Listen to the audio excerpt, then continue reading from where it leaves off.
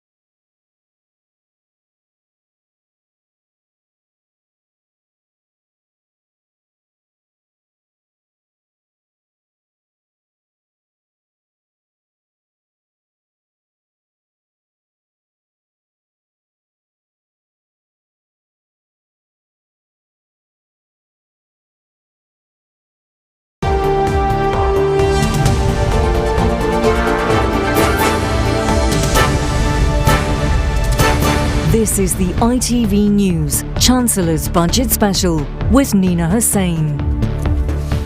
Good afternoon and welcome to an ITV News special, the Chancellor's Budget. It is Rishi Sunak's second, the most important one in years. He's pledging to do whatever it takes to help individuals and businesses through the COVID crisis. We'll soon know exactly what that means. Prime Minister's Questions has just begun. The budget follows. We'll bring you the Chancellor's speech live as soon as it begins, and we'll get reaction to it in the studio and around the country from our experts. But first, our political correspondent Carl Dinnan on what we know so far. The last time Rishi Sunak did this, the pandemic had yet to be declared. He's spent a bit of money since then. Today he will tell us what he will keep spending on and perhaps a bit of how he plans to rebalance the books. I don't think the Chancellor should be suggesting or announcing immediate tax rises, because that will dampen the animal spirits in the economy, and we need to see the economy growing. On the other hand, I don't see a problem with him setting out a series of potential future tax rises. There's already quite a lot we know or expect on continued support. The furlough scheme will be extended to September. Grants of up to £7,500 will be available for the self-employed from next month. It's reported the £20 a week uplift to universal credit will be extended for another 6 months, and the stamp duty holiday for another 3 months until the end of June. There's also £5 billion worth of business grant to help firms in struggling sectors. Is there anything else you'd like to see the Chancellor doing that he hasn't been doing? So many businesses are drowning under a mountain of debt and they haven't seen action from the Chancellor in order to get them through it. We think smaller firms who've had to take on loans to manage should only be paying those back when they're in a much stronger position and when they're growing once more. And yet the Treasury is reportedly considering a rise in corporation tax. I think that's a sensible step to try and make sure the business pays a little more, reflecting, of course, that we have injected over £100 billion into British business over the course of this pandemic to provide it with extraordinary life support. If you're going to raise corporation tax without impacting the recovery and jobs, that means not doing it yet, doesn't it? I think, based on what reports are saying, that it's likely that things will be staggered. Although the Chancellor's intentions will become more distinct in the next few hours, the truth is no one can really see exactly what the immediate economic future looks like. Carl Dinnan, ITV News, Westminster. Well, let's take you live now to the House of Commons. MPs questioning the Prime Minister at the moment, Boris Johnson, on the COVID crisis. Let's listen in for a moment or two. Councillors that charge you less whilst delivering better services. And if you look across the country, you can see that it's overwhelmingly Conservative-run councils. OK, a flavour there of what's being discussed before today's budget. With me for Budget 2021, I've got our business and economics editor Joel Hills and the financial analyst Louise Cooper. Louise, to you first. Rishi Sunak and the Prime Minister have promised to help the individual. People watching at home, what should they be looking out for as this hour or so goes on? So some things have been pre-announced. So the furlough scheme is being extended until September with increasing contributions from employers. There's help for the self-employed, particularly those that fell between the cracks the first time round. There is business support for high street retailers, an extra £5 billion there, and there's some money for an apprenticeship scheme as well. The things we don't know are universal credit, the extra £20 a week. Is that going to be extended? Is it going to be permanent or temporary? We don't know about that stamp duty holiday due to come to an end the end of this month. Will that be extended?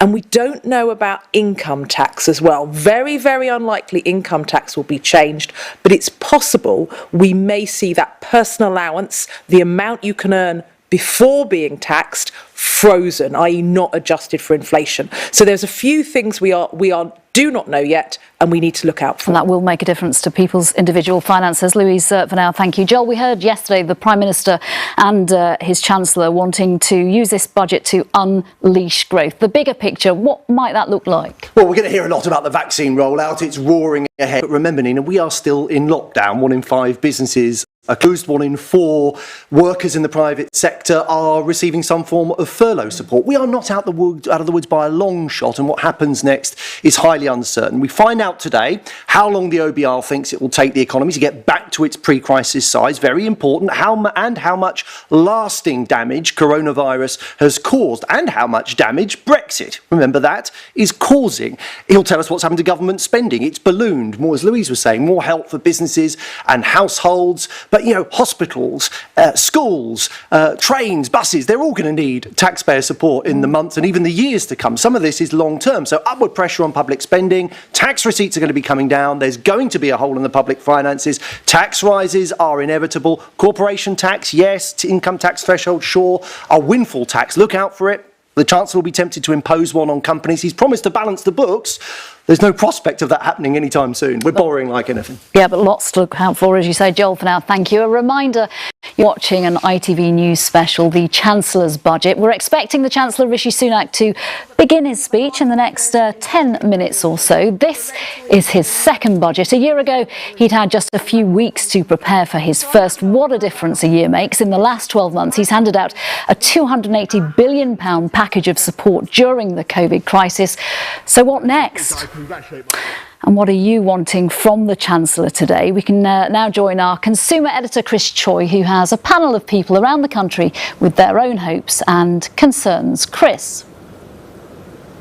Thanks, Nina. Yes, we have this panel here, different backgrounds, different ages, different hopes for this budget. Let's start by talking to Emma Miller-McCaffrey. She's in Liverpool, a charity worker who's been on furlough since last April. Emma, what are you hoping for today, given that we've already seen the pre-announcement of the furlough extension? Yeah, I think obviously we have a bit more of an idea this time that the extension is taking place compared to previous announcements, which have felt quite late in the day at times. So just personally feel fortunate that hopefully this is going to extend and that there'll be a job for me to return to at the end of it because of the furlough scheme.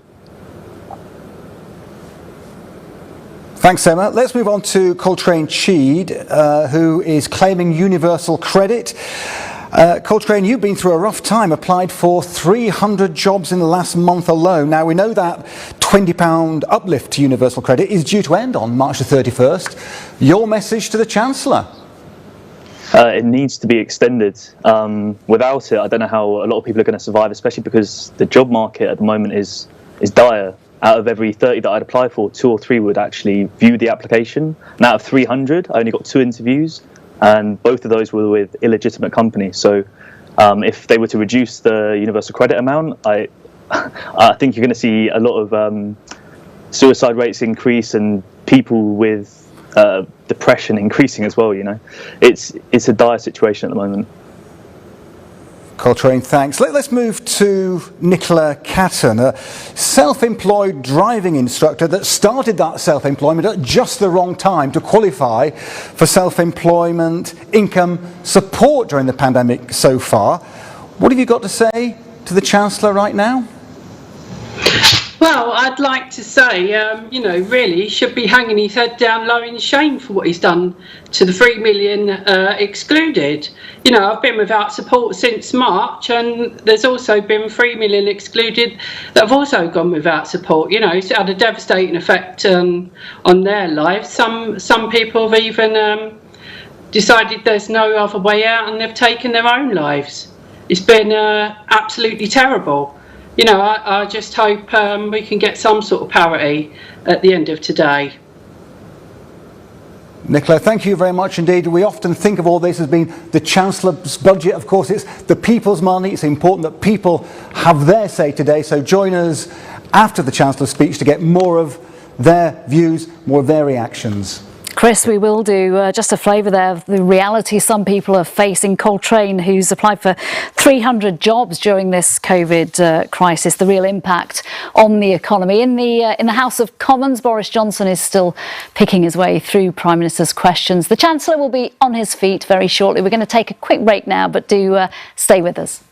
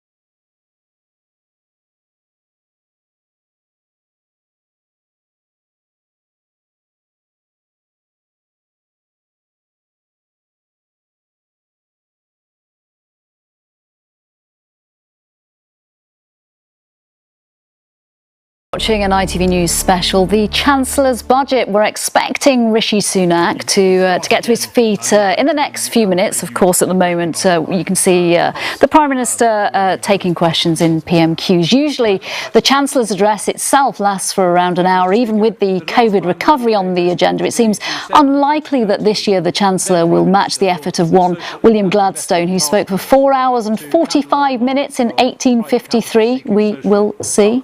Let's cross to our political editor, Robert Peston. Rob, the biggest of days for the Chancellor. What are you expecting to hear? So look, it'll be a budget of splurge for the next year and a half as the Chancellor tries to foster an economic recovery after this dreadful COVID-19 crisis. It also caused the worst recession, actually arguably in history.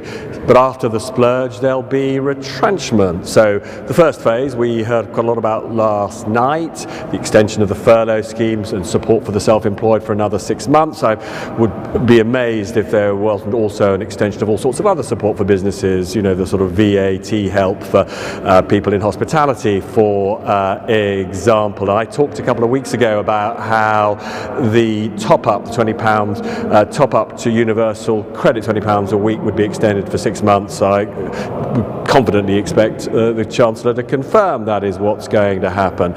But as we've constantly heard from the Chancellor in the last 24 hours, actually slightly longer than that, he's been talking about this since Sunday, he keeps saying he's going to level with the British people about the scale of the future requirement, in his view, to rein in the incredible increases we've seen in government borrowing. So this year, government borrowing going up by probably more than £400 billion in total, certainly a record in absolute terms, and the kind of increases in government borrowing we haven't seen in real terms, that's adjusted for inflation, since world wars. A massive increase in government borrowing. He's not going to take any steps to reduce it this year or next year. That's the annual amount that he borrows, the so-called deficit. But thereafter, there will be tax rises, which he will announce today. Last night on the news at 10, I talked about a rolling programme of increases in corporation tax. I also talked last night about how he would be freezing the amount that you get tax-free before you pay tax, and then the amount that you get at lower rates of tax before you pay higher rates of tax, what's known as tax thresholds. We'll get that. And so for me, what will be really interesting is after the budget, whether we focus on the splurge, the sort of good news, or the retrenchment in the subsequent years. And it'd be very interesting to see what we all make of it. Is it going to be a split? Are we going to focus on the bit where he tries to make us richer, or the bit later where arguably he'll make us a bit poorer? Robert, for now, thank you. Let's take you back to the Commons. We'll just keep an eye on what's happening there. We've come to the end of Prime Minister's questions, and we're just waiting for the Chancellor to stand up. There he goes, his second budget. No, he sat back down again. Look, just to warn you, this is very much the hybrid Commons model that we have been getting used to during the duration of the pandemic, where, as you can see, there are a number of MPs allowed to be in the chamber for this budget speech, the budget speech of 2021. But of course, as we've seen throughout the pandemic, it's very much a virtual situation as well. So we will see MPs, as we did see throughout Prime Minister's questions, putting questions via their remote. So it might feel a little different. Louise, if I can bring you in, you know, we're used to the kind of the instant reaction to what the Chancellor has to say when he announces different measures. We're not going to presumably see that in the same way in this context. Look, it's a piece of political theatre. Yes, it's about the economy. Yes, it's about, you know, our fiscal policy, but it's also political theatre. And it's not, when and I'm sure Joel remembers these, some of the Chancellor's jokes that they've cracked, some of which are better than others, I think would be a fair thing to say. You know, it's just not going to work in the situation we're in. We're now hearing from the Deputy Speaker, Dame Eleanor Lang, as is tradition in her role as Chair of Ways and Means. She chairs the budget debate. She's the first woman to do so. This is her second, as it is Rishi Sunak's. So she'll be introducing the Chancellor in just a few minutes. Nor during the replies of either the Leader of the Opposition or the Leader of the Scottish National Party. I urge sign language interpretation will continue until the end of the speech of the leader of the Scottish National Party, and it's available to watch, quick advert here, on parliamentlive.tv. Mr. Chancellor of the Exchequer. Madam Deputy Speaker, a year ago, in my first budget, I announced our initial response to coronavirus. What was originally thought to be a temporary disruption to our way of life has fundamentally altered it. People are still being told to stay in their homes. Businesses have been ordered to close. Thousands of people are in hospital. Much has changed, but one thing has stayed the same. I said I would do whatever it takes. I have done, and I will do so. We have announced over £280 billion of support, protecting jobs, keeping businesses afloat, helping families get by. Despite this unprecedented response, the damage coronavirus has done to our economy has been acute. Since March, over 700,000 people have lost their jobs. Our economy has shrunk by 10%, the largest fall in over 300 years. Our borrowing is the highest it has been outside of wartime. It's going to take this country and the whole world a long time to recover from this extraordinary economic situation. But we will recover. This budget meets the moment with a three-part plan to protect the jobs and livelihoods of the British people. First, we will continue doing whatever it takes to support the British people and businesses through this moment of crisis. Second, once we are on the way to recovery, we will need to begin fixing the public finances, and I want to be honest today about our plans to do that. And third, in today's budget, we begin the work of building our future economy. Madam Deputy Speaker, today's forecasts show that our response to coronavirus is working. The Prime Minister last week set out our cautious but irreversible roadmap to ease restrictions whilst protecting the British people. The NHS, deserving of immense praise, has had extraordinary success in vaccinating more than 20 million people across the United Kingdom. And combined with our economic response, one of the most comprehensive and generous in the world, this means the Office for Budget Responsibility are now forecasting, in their words, a swifter and more sustained recovery than they expected in November. The OBR now expect the economy to return to its pre-COVID level by the middle of next year, 6 months earlier than previously thought. That means growth is faster, unemployment lower, wages higher, investment higher, household incomes higher. But while our prospects are now stronger, coronavirus has done and is still doing profound damage. And today's forecasts make clear repairing the long-term damage will take time. The OBRs still expect that in 5 years' time, because of coronavirus, our economy will be 3% smaller than it would have been. Before I share the detail of the OBR's forecast, let me thank Richard Hughes and his team for their work. The OBR forecast that our economy will grow this year by 4%, by 7.3% in 2022, then 1.7, 1.6 and 1.7% in the last 3 years of the forecast. And the OBR have said that our interventions to support jobs have worked. In July last year, they expected unemployment to peak at 11.9%.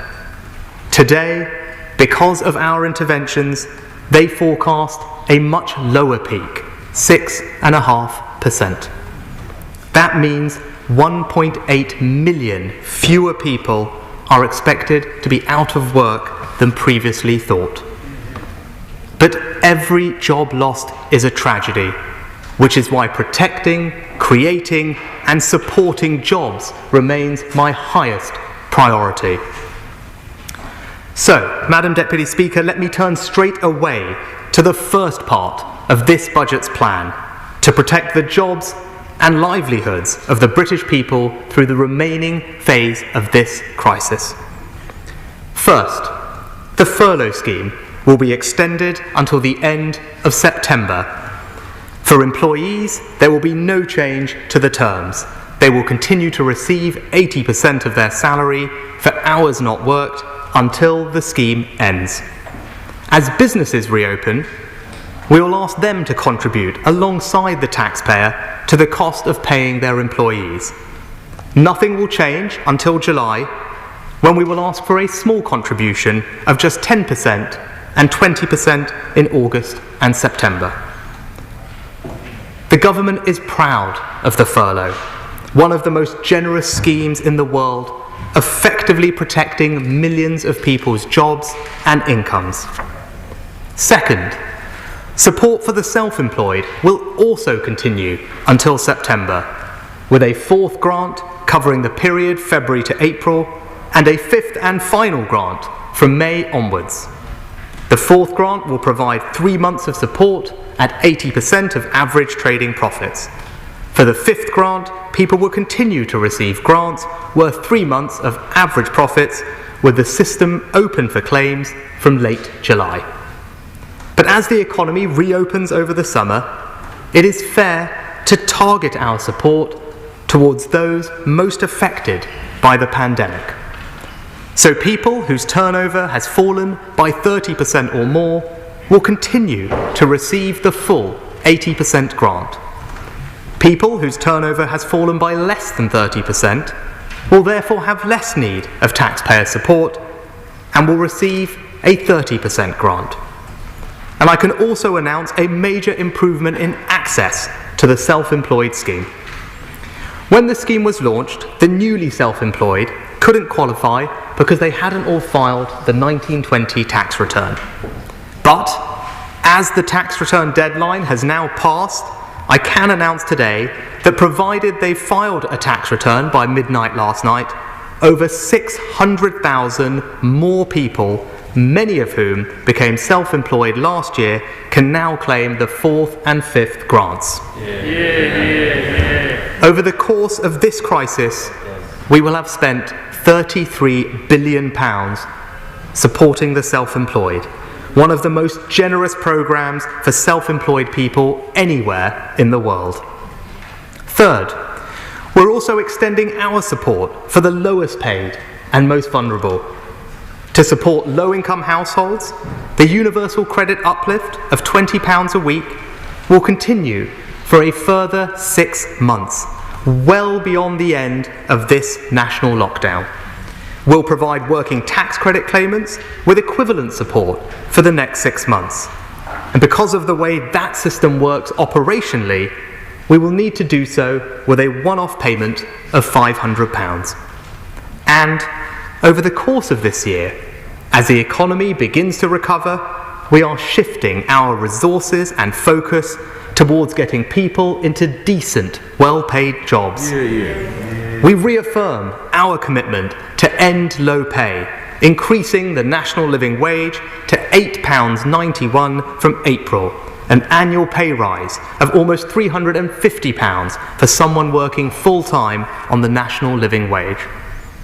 And my right honourable friends, the Education Secretary and the Work and Pension Secretary are taking action to give people the skills they need to get jobs or get better jobs. The Restart programme, supporting over 1 million long-term unemployed people. The number of work coaches doubled. The Kickstart scheme, funding high-quality jobs for over 250,000 young people. The Prime Minister's lifetime skills guarantee, giving every adult the opportunity for a fully funded Level 3 qualification. And we want businesses to hire new apprentices, so we're paying them more to do it. Today, I am doubling the incentive payments we give businesses to £3,000. That's for all new apprentice hires of any age. Alongside investing £126 million of new money to triple the number of traineeships, we're taking what works to get people into jobs and making it better. Madam Deputy Speaker, one of the hidden tragedies of lockdown has been the increase in domestic abuse. So I'm announcing today an extra £19 million on top of the £125 million we announced at the spending review for domestic violence programmes to reduce the risk of reoffending and to pilot a network of respite rooms to provide specialist support for vulnerable homeless women. To recognise the sacrifices made by so many women and men in the armed forces community, I'm providing an additional £10 million to support veterans with mental health needs. And on current plans, the funding to support survivors of the thalidomide scandal runs out in 2023. They deserve better than to have constant uncertainty about the future costs of their care. So not only will I extend this funding with an initial down payment of around £40 million, I am today announcing a lifetime commitment guaranteeing funding forever. And let me thank the Thalidomide Trust and the Honourable Member for North Dorset for their leadership on this important issue. As well as supporting people's jobs, incomes, the lowest paid and most vulnerable, this budget also protects businesses. We've been providing businesses with direct cash grants through the recent restrictions. These grants come to an end in March. I can announce today that we will provide a new Restart grant in April to help businesses reopen and get going again. Non-essential retail businesses will open first, so they will receive grants of up to £6,000 per premises.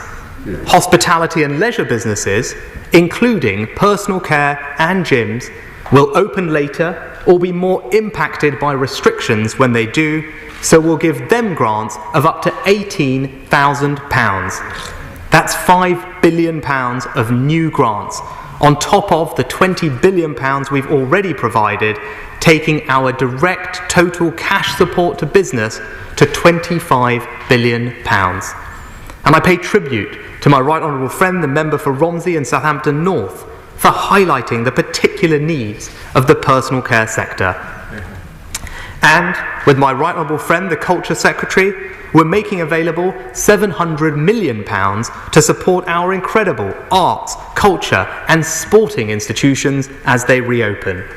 Backing the UK and Ireland's joint 2030 World Cup bid, launching a new approach to apprenticeships in the creative industries, and extending our £500 million film and TV production restart scheme. Even with the new restart grants, some businesses will also need loans to see them through. As the Bounce Back Loan and CBILS programmes come to an end, we're introducing a new recovery loan scheme to take their place. Businesses of any size can apply for loans from £25,000 up to £10 million through to the end of this year. And the government will provide a guarantee to lenders of 80%. Last year, we provided an unprecedented 100% business rates holiday in England for all eligible businesses in the retail, hospitality and leisure sectors. A tax cut worth £10 billion. This year, we'll continue with the 100% business rates holiday for the first 3 months of the year, in other words, through to the end of June. For the remaining 9 months of the year, business rates will still be discounted by 2/3, up to a value of £2 million for closed businesses, with a lower cap for those who have been able to stay open. A £6 billion tax cut for business. One of the hardest hit sectors has been hospitality and tourism. 150,000 businesses that employ over 2.4 million people need our support. To protect those jobs, I can confirm that the 5% reduced rate of VAT will be extended for 6 months to the 30th of September. And even then, we won't go straight back to the 20% rate. We'll have an interim rate of 12.5% for another 6 months, not returning to the standard rate until April of next year.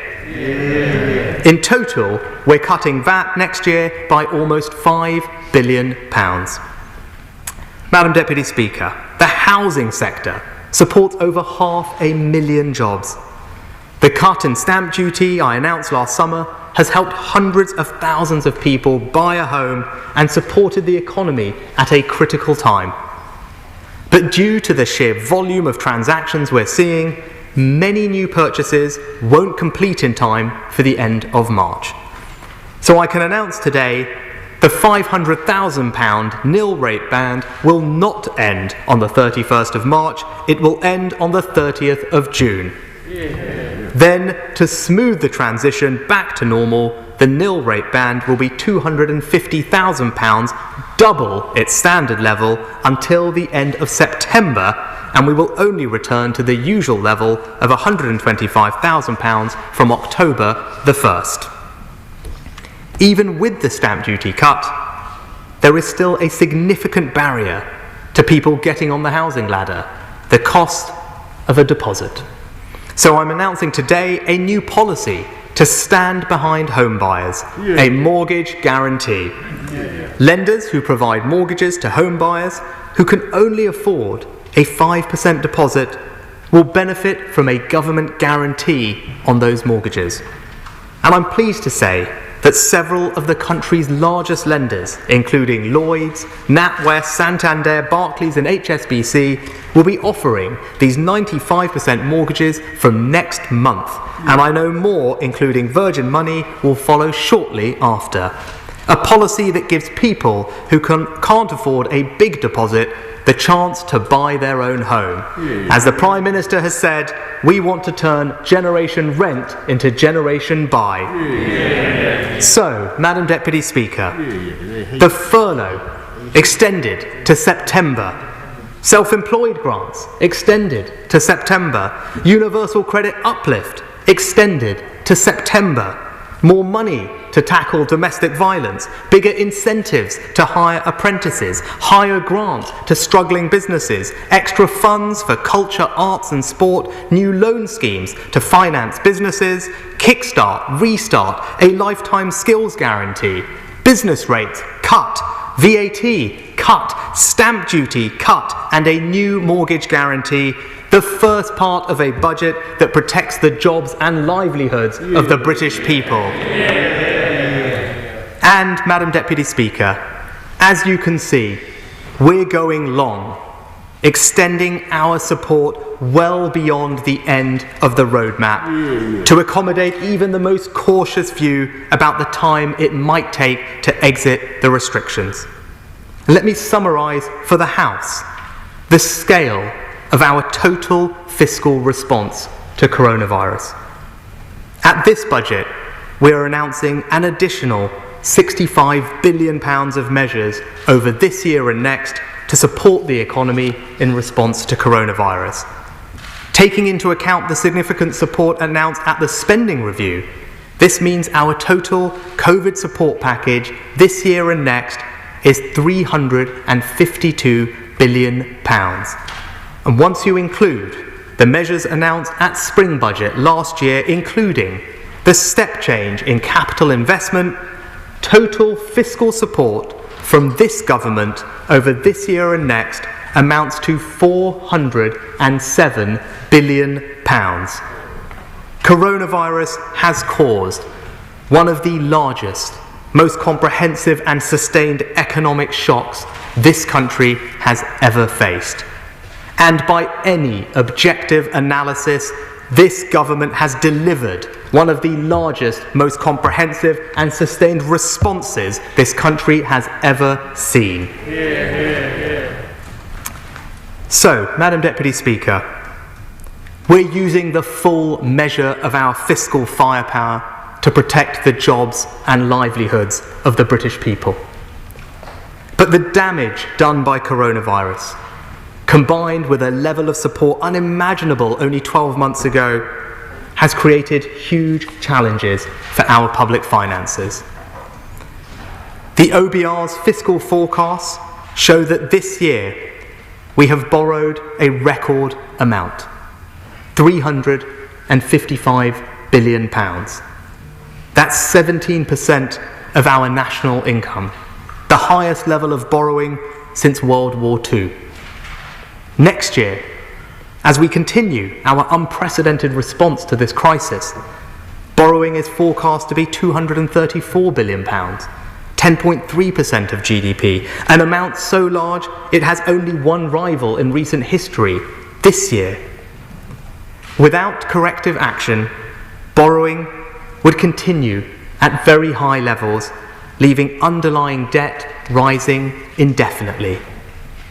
Instead, because of the steps I am taking today, borrowing falls to 4.5% of GDP in 22-23, 3.5% in 23-24, then 2.9% and 2.8% in the following 2 years. And while underlying debt rises from 88.8% of GDP this year to 93.8% next year, it then peaks at 97.1% in 23-24 before stabilising and falling slightly to 97% and 96.8% in the final 2 years of the forecast. Let me explain why this matters.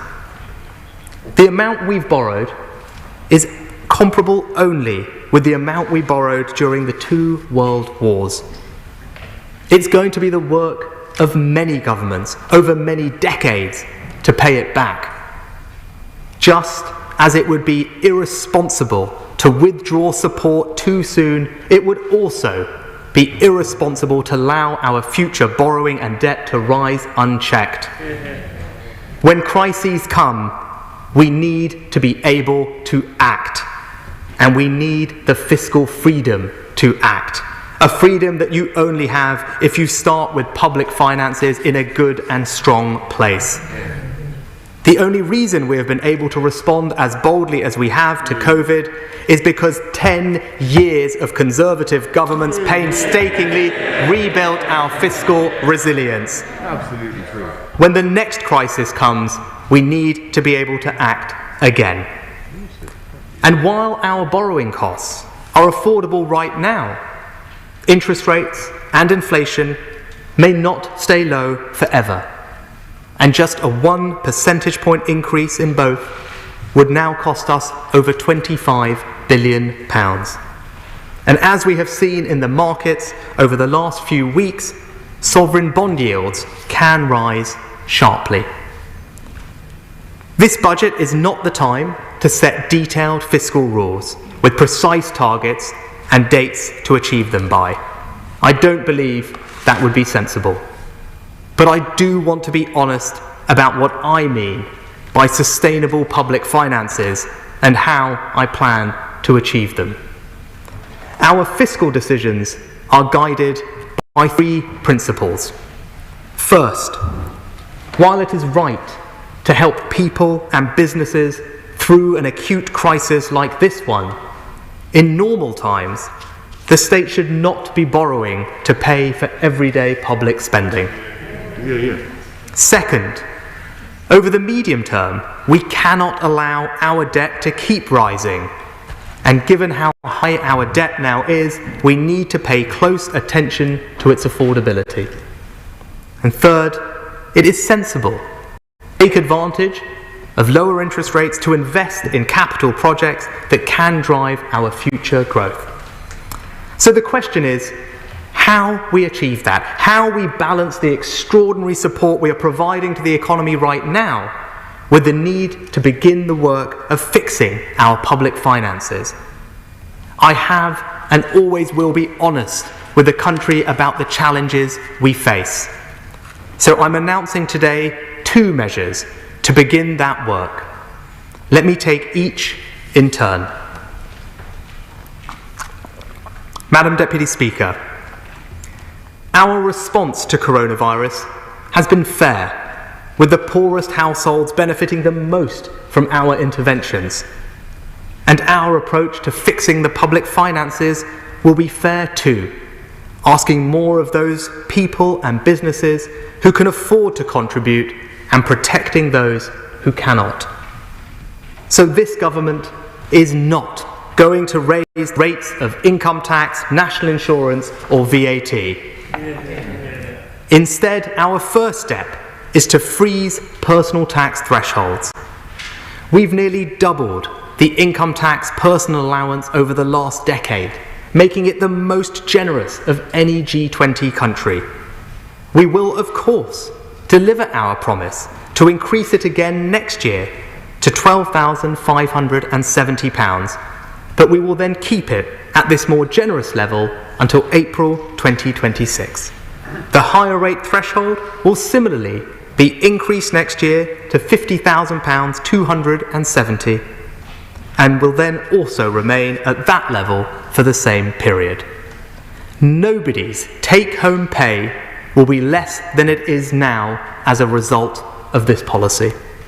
But I want to be clear with all members that this policy does remove the incremental benefit created had thresholds continued to increase with inflation.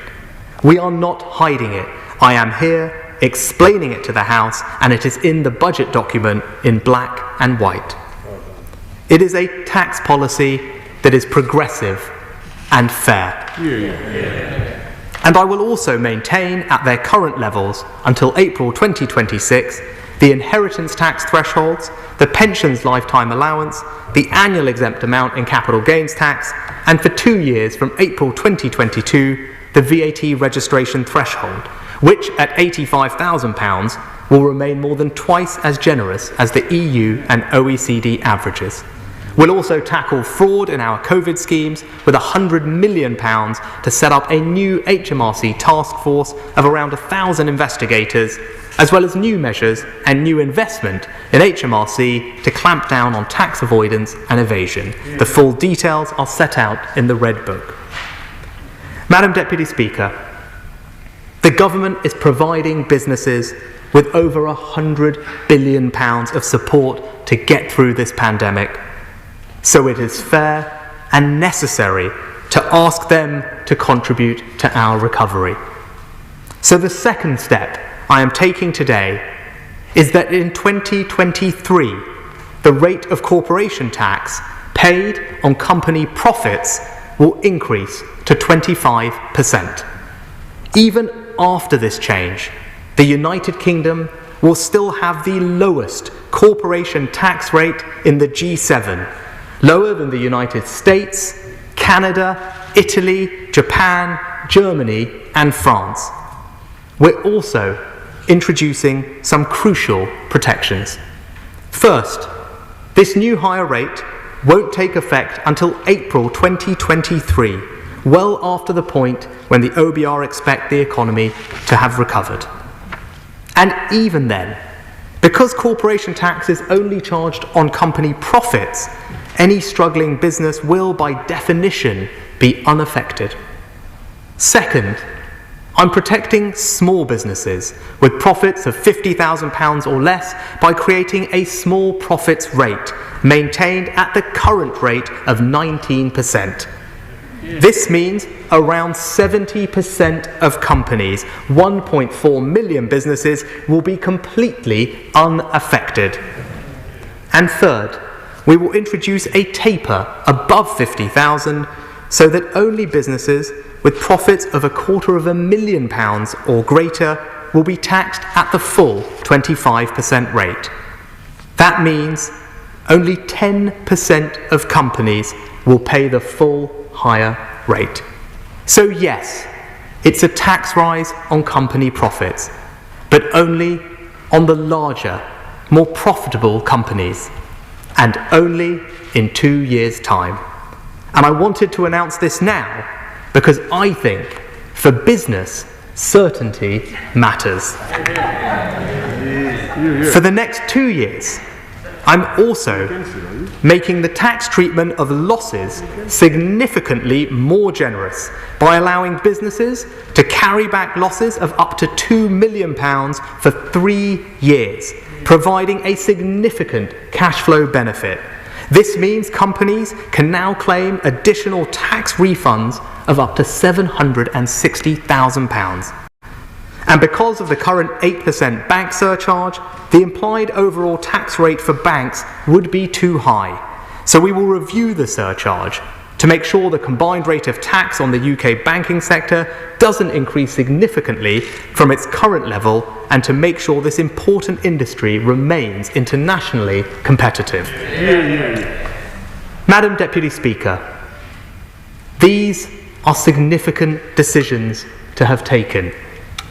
Decisions no Chancellor wants to make. I recognise they might not be popular, but they are honest. And let's consider the alternatives. The first is to do nothing, to leave our deficit problem untreated, our debt problem for someone else in the future to deal with. That has never been the way of a Conservative government, and nor do I believe it can be the way of a responsible Chancellor. Another alternative would be to try and find all the savings we need from public spending. But when we said at the last election that we were the party of public services, people believed us, and they were right to believe us. And when we said we'd be the party that invests in new infrastructure, they were right to believe that too. The only other alternative would be to increase the rates of tax on working people.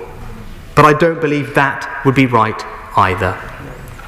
So I believe our approach, while bold, is compatible with our duty as a fiscally responsible and business-friendly government.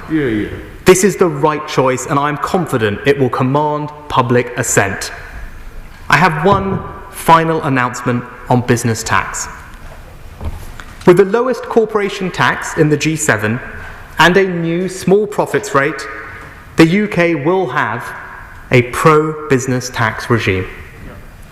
But we need to do even more to encourage businesses to invest right now. Business investment creates jobs, lifts growth, spurs innovation and drives productivity. For decades, we've lagged behind our international peers. Right now, while many businesses are struggling, others have been able to build up significant cash reserves. We need to unlock that investment. We need an investment-led recovery. So today, I can announce the super deduction. For the next 2 years, when companies invest, they can reduce their tax bill, not just by a proportion of the cost of that investment as they do now, or even by 100% of their cost, the so-called full expensing that some have called for. With the super deduction, they can now reduce their tax bill by 130% of the cost. Let me give the House an example. Under the existing rules, a construction firm buying £10 million of new equipment could reduce their taxable income in the year they invest by just £2.6 million. With the super deduction, they can now reduce it by £13 million. We've never tried this before in our country. The OBR have said it will boost business investment by 10%, around £20 billion more per year. It makes our tax regime for business investment truly world-leading, lifting us from 30th in the OECD to 1st. And worth £25 billion during the 2 years it is in place, this will be the biggest business tax cut in modern British history. Bold, unprecedented action to get companies investing, creating jobs and driving our economic recovery. Madam Deputy Speaker, Let me now turn to duties. This is a tough time for hospitality, so I can confirm that the planned increases in duties for spirits like Scotch whisky, wine, cider and beer will all be cancelled. All alcohol duties frozen for the second year in a row, only the third time in 2 decades. And right now, to keep the cost of living low, I'm not prepared to increase the cost of a tank of fuel. So the planned increase in fuel duty is also cancelled. Madam Deputy Speaker, this budget protects the jobs and livelihoods of the British people. This budget is honest about the challenges facing our public finances and how we will begin to fix them. And this budget does one other thing. It lays the foundations of our future economy, the third part of our plan.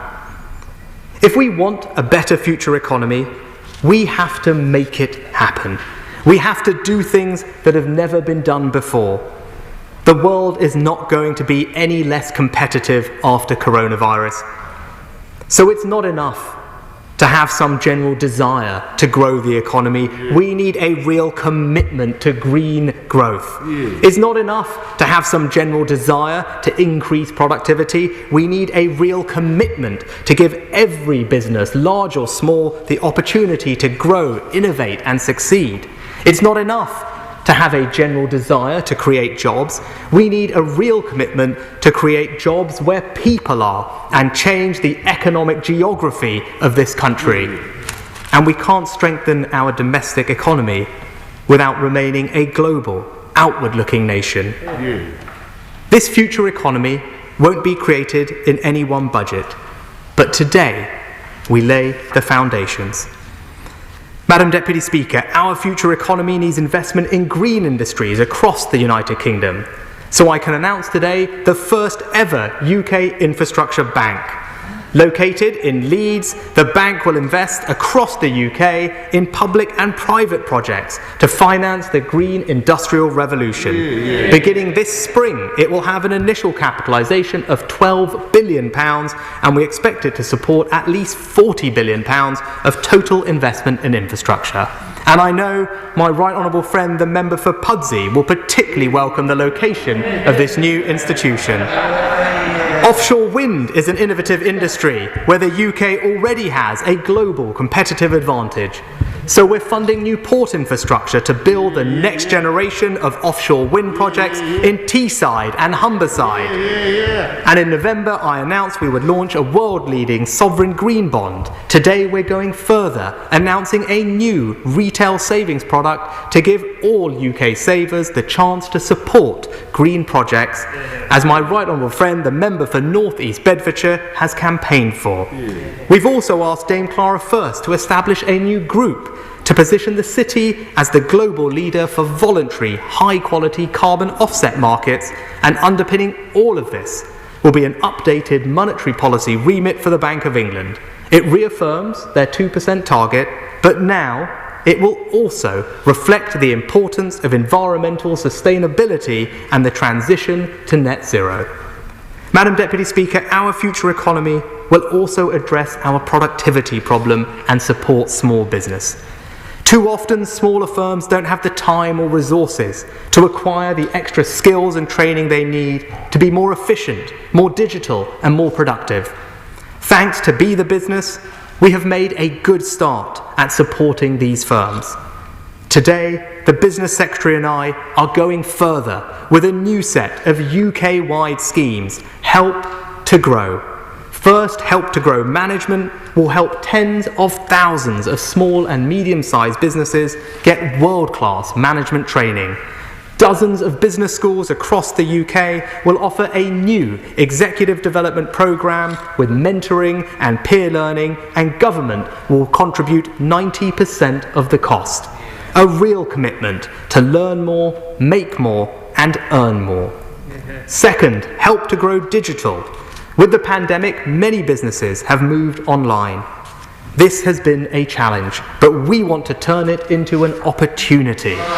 We're going to help small businesses develop digital skills by giving them free expert training and a 50% discount on new productivity enhancing software worth up to £5,000 each. Both programmes will commence by the autumn, and I'd urge interested businesses to register today on gov.uk/help to grow. A real commitment to help over 100,000 businesses become more innovative, more competitive and more profitable. Madam Deputy Speaker, a future economy requires us to be at the forefront of the next scientific and technological revolutions. Becoming a scientific superpower is something we can be. I don't think that's hubristic or unrealistic. Our incredible vaccination programme has shown the world what this country is capable of. So I'm providing an extra £1.6 billion today to continue the rollout and improve our future preparedness. And I want to make the UK the best place in the world for high-growth, innovative companies. So I'm launching 2 wide-ranging consultations today to make sure our research and development tax reliefs and our enterprise management incentives are internationally competitive. And my right honourable friend, the Home Secretary, knows that a scientific superpower needs scientific superstars. So together we're announcing ambitious visa reforms aimed at highly skilled migrants, including a new unsponsored points-based visa to attract the best and most promising international talent in science, research and tech, new improved visa processes for scale-ups and entrepreneurs, and radically simplified bureaucracy for high-skill visa applications. Now, as well as support for innovation and access to talent, high-growth firms need access to capital. To do that, we're taking steps to give the pensions industry more flexibility to unlock billions of pounds from pension funds into innovative new ventures, launching a new future fund breakthrough to help fill the scale-up funding gap, and changing the rules to encourage more companies to list here. Let me thank Lord Hill for leading this landmark review. The FCA will be consulting on his proposals very shortly. Madam Deputy Speaker, our future economy depends on remaining a united kingdom. Millions of families and businesses in Scotland, Wales and Northern Ireland have contributed to and benefited from our coronavirus response. And central to that has been a treasury that acts for the whole United Kingdom. That's not a political point, it's an undeniable truth. The majority of today's budget measures will apply directly to people in all 4 nations of the United Kingdom. And I'm taking further specific steps with 3 accelerated Scottish city and growth deals in Ayrshire, Argyll and Bute and Falkirk, 3 more in North Wales, Mid Wales and Swansea Bay, and funding for the Holyhead Hydrogen Hub, the Global Centre of Rail Excellence in Neath Port Talbot, the Aberdeen Energy Transition Zone, as well as the Global Underwater Hub and North Sea Transition Deal, along with the first allocations of the £400 million new deal for Northern Ireland. And through the Barnett formula, the decisions I'm taking in this budget also increase the funding for the devolved administrations by £1.2 billion in Scotland, £740 million in Wales, and £410 million for the Northern Ireland Executive. And Madam Deputy Speaker, our future economy demands a different economic geography. If we are serious about wanting to level up, that starts with the institutions of economic power. Few institutions are more powerful than the one I am enormously privileged to lead, the Treasury. Along with the other critical economic departments, including BEIS, DIT and MHCLG, we will establish a new economic campus in Darlington. And I know my honourable friend, the member for Darlington, will particularly welcome this announcement. Redrawing our economic map means rebalancing our economic investment. I have already revised the Treasury's Green Book and set out the highest sustained levels of public investment across the UK since the 1970s. But we can go further. I am announcing today over £1 billion for 45 new towns deals. From Castleford to Clay Cross, Rochdale to Rowley Regis, and Whitby to Wolverhampton. And let me pay tribute to local leaders like the brilliant Mayor for the West Midlands, Andy Street, who are making the case for investment in their area. We're also creating a £150 million fund to help communities across the UK take ownership of pubs, theatres, shops or local sports clubs at risk of loss, putting more power in the hands of local people. And I'm launching the first round of the Levelling Up Fund today, inviting applications from local areas across the United Kingdom. And I'm grateful to my right honourable friends, the Transport Secretary and the Community Secretary, for their support on this crucial initiative. Madam Deputy Speaker, I have one final announcement that exemplifies the future economy. A policy on a scale we've never done before. A policy to bring investment, trade, and most importantly, jobs right across this country. To replace the industries of the past with green, innovative, fast-growing new businesses. To encourage free trade and reinforce our position as an outward-looking trading nation open to the world. A policy we can now only pursue now that we are out of the European Union. Free ports. Free ports are special economic zones with different rules to make it easier and cheaper to do business. They're well established internationally, but we're taking a unique approach. Our free ports will have simpler planning to allow businesses to build, infrastructure funding to improve transport links, cheaper customs with favourable tariffs, VAT or duties, and lower taxes with tax breaks to encourage construction, private investment and job creation. An unprecedented economic boost across the United Kingdom. Free ports will be a truly UK-wide policy, and we will work constructively with the Scottish, Welsh and Northern Irish administrations. Today, I can announce the 8 free port locations in England. East Midlands Airport, Felixstowe and Harwich, Humber, Liverpool City Region, Plymouth, Solent, Thames and Teesside. 8 new free ports in 8 English regions, unlocking billions of pounds of private sector investment, generating trade and jobs up and down the country. I commend members from across the House for their campaigning, but in particular the honourable members for Redcar, Cleethorpes and Great Grimsby, as well as inspiring local leaders like Ben Houchen, the Mayor for Tees Valley. Madam Deputy Speaker, let's take just one of those places, Teesside. In the past, it was known for its success in industries like steel. Now, when I look to the future of Teesside, I see old industrial sites being used to capture and store carbon, vaccines being manufactured, offshore wind turbines creating clean energy for the rest of the country, all located within a free port with a treasury just down the road and the UK Infrastructure Bank only an hour away. I see innovative, fast-growing businesses hiring local people into decent, well-paid green jobs. I see people designing, manufacturing and exporting incredible new products and services. I see people putting down roots in places they are proud to call home. I see a people optimistic and ambitious for their future. That, Madam Deputy Speaker, is the future economy of this country. And so, whilst this last year has been a test unlike any other, that which we are, we are. The fundamentals of our character as a people have not changed.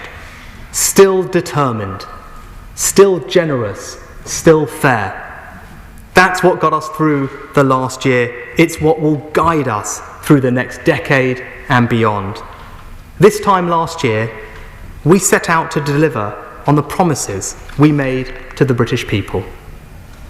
But the most important promise was implicit and in truth is made by every government, irrespective of their politics. And that is to do what must be done when the danger is imminent and when no one else can. Today, we set out a plan to protect the jobs and livelihoods of the British people. But the promises that underpin that plan remain unchanged from those we pledged ourselves to 12 long months ago.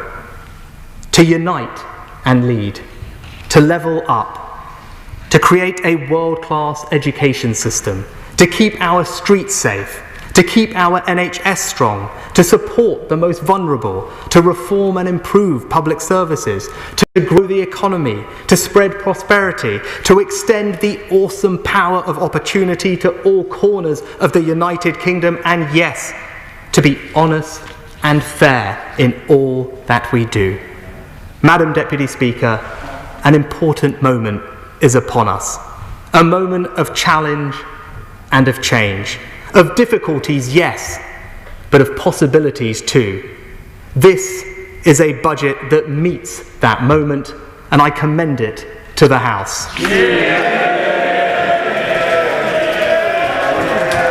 I thank the Chancellor of the Exchequer for his... So there you have it, the Chancellor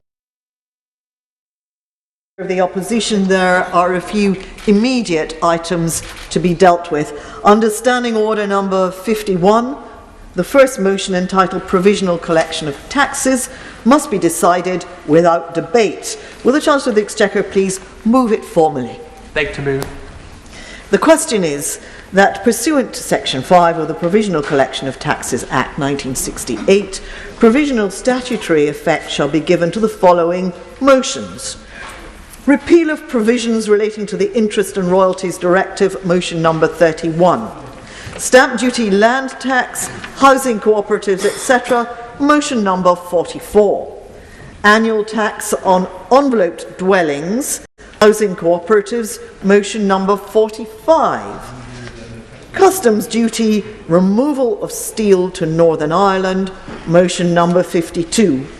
As mayor of that opinion, say aye. Aye. Of the contrary, no. I think the ayes have it. The ayes have it.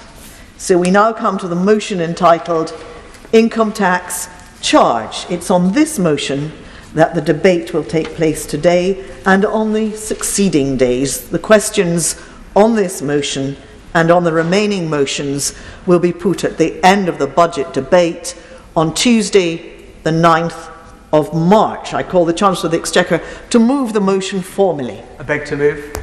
The question is that income tax is charged for the tax year 2021 to 22, and it is declared that it is expedient in the public interest that this resolution should have statutory effect under the provisions of the Provisional Collection of Taxes Act 1968. I call the Leader of the Opposition, Sir Keir Starmer. Thank you, Madam Deputy Speaker. After 11 months in this job, it's nice finally to be standing opposite the person actually making decisions in this government. The trouble is, it's those decisions that have left us with the mess we find today.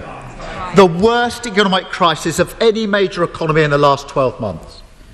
Unemployment at 5%, and as the Chancellor said, forecast to rise to 6.5%, debt at over 2 trillion. I'm sure this budget will look better on Instagram. In fact, this week's PR video cost the taxpayer so much I was half expecting to see a line in the OBR forecast for it. But even the Chancellor's film crew will struggle to put a positive spin on this. After the decisions of the last year and the decade of neglect, we needed a budget to fix the foundations of our economy, to reward our key workers, to protect the NHS, and to build a more secure and prosperous economy for the future. Instead, what we got was a budget that papered over the cracks rather than rebuilding the foundations. A budget that shows the government doesn't understand what went wrong in the last decade or what's needed in the next.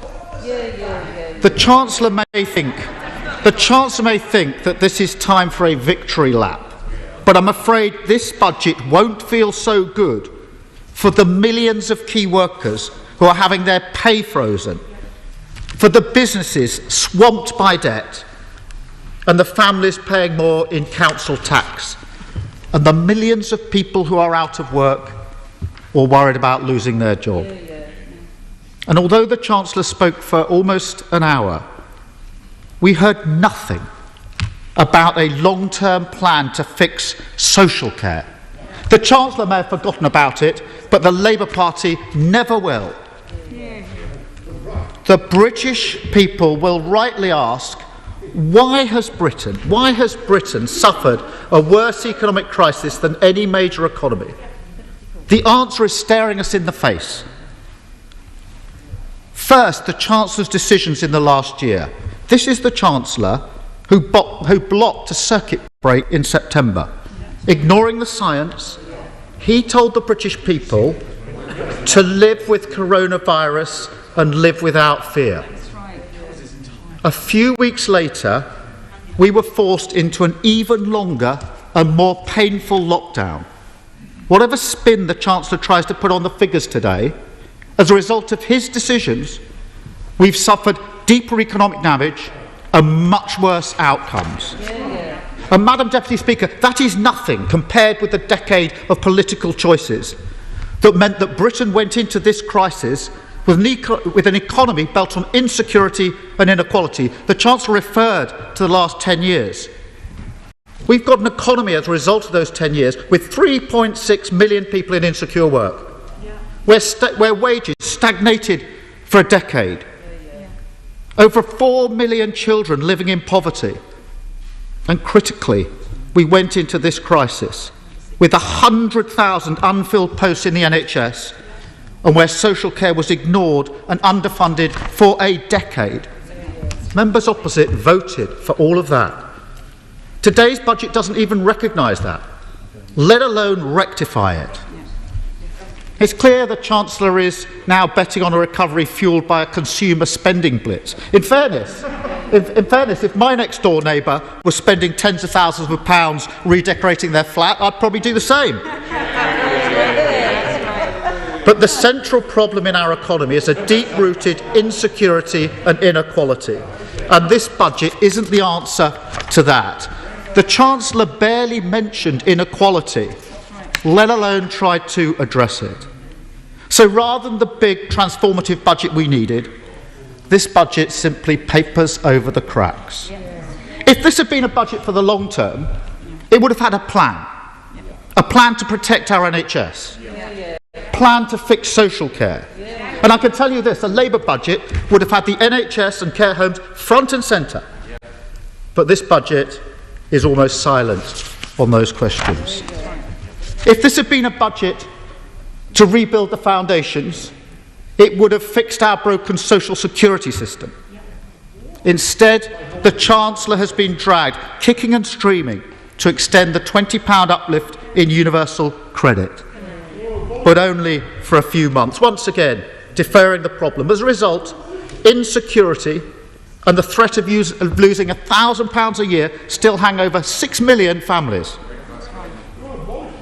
They ask what we'd do. What we would do, we would keep the uplift until a new, fairer system can be put in place. If this budget was serious about rebuilding our shattered economy, it would have included a credible plan to tackle unemployment. The Chancellor said very little about the Kickstart scheme. No doubt because the Prime Minister says rubbish. That's no doubt because the Kickstart scheme is only helping 1 in 100 eligible young people. Rubbish is the right word, Prime Minister. In 6 months, it supported just 2,000 young people. Yet youth unemployment is set to reach 1 million. Like so much of this budget, the Chancellor's offer is nowhere near the scale of the task. And of course, the biggest challenge to this country is the climate emergency. The Chancellor just talked up green credentials, but his budget stops way short of what was needed, or what's happening in other countries. This budget should have included a major green stimulus, bringing forward billions of pounds of investment to create new jobs and new green infrastructure. Instead, the government is trying to build a new coal mine, which we now learn might not even work for British Steel.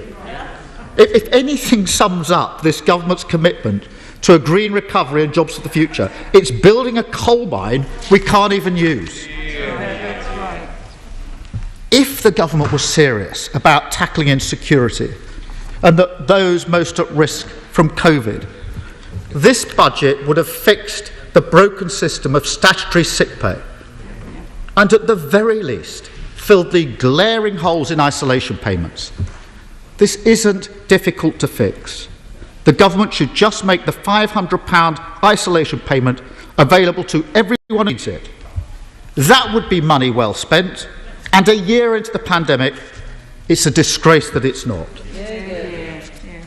If the government was serious about fixing the broken housing market, it would have announced plans for a new generation of genuinely affordable council houses.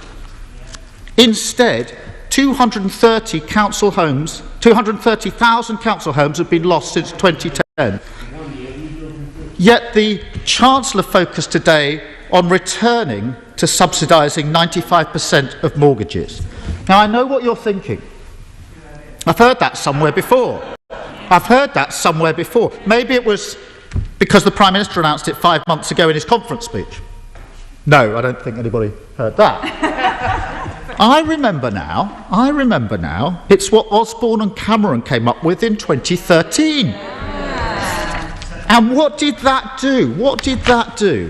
It fuelled a housing bubble, it pushed up prices, and made owning a home more difficult. So much for Generation Buy. I've been saying for weeks that this budget will go back. I didn't expect the Chancellor to lift a failed policy from 8 years ago. This budget fell far short of the transformative change we needed to turbocharge our recovery for the decades to come. There was no credible plan to ease the burden of debt hanging over so many businesses. This is estimated at £70 billion. This budget asks businesses to start paying that money back, whether they're profitable or not.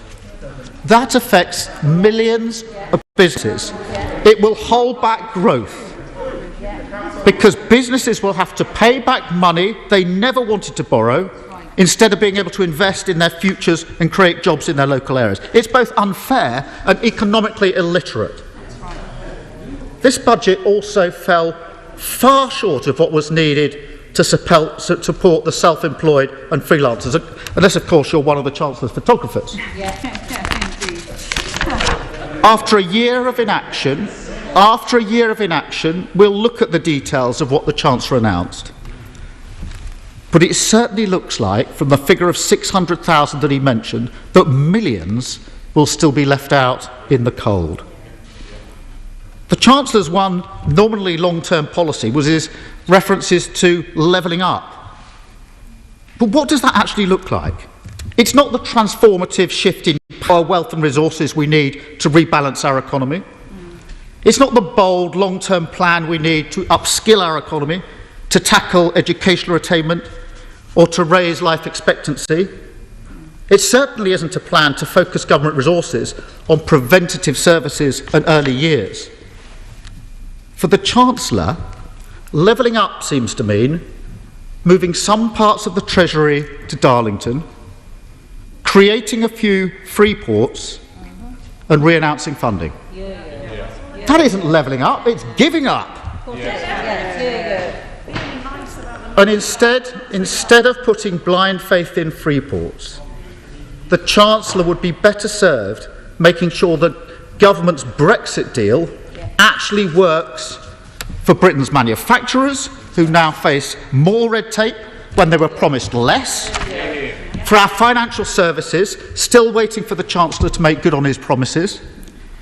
For the small businesses and fishing communities whose goods and produce are now left unsold in warehouses.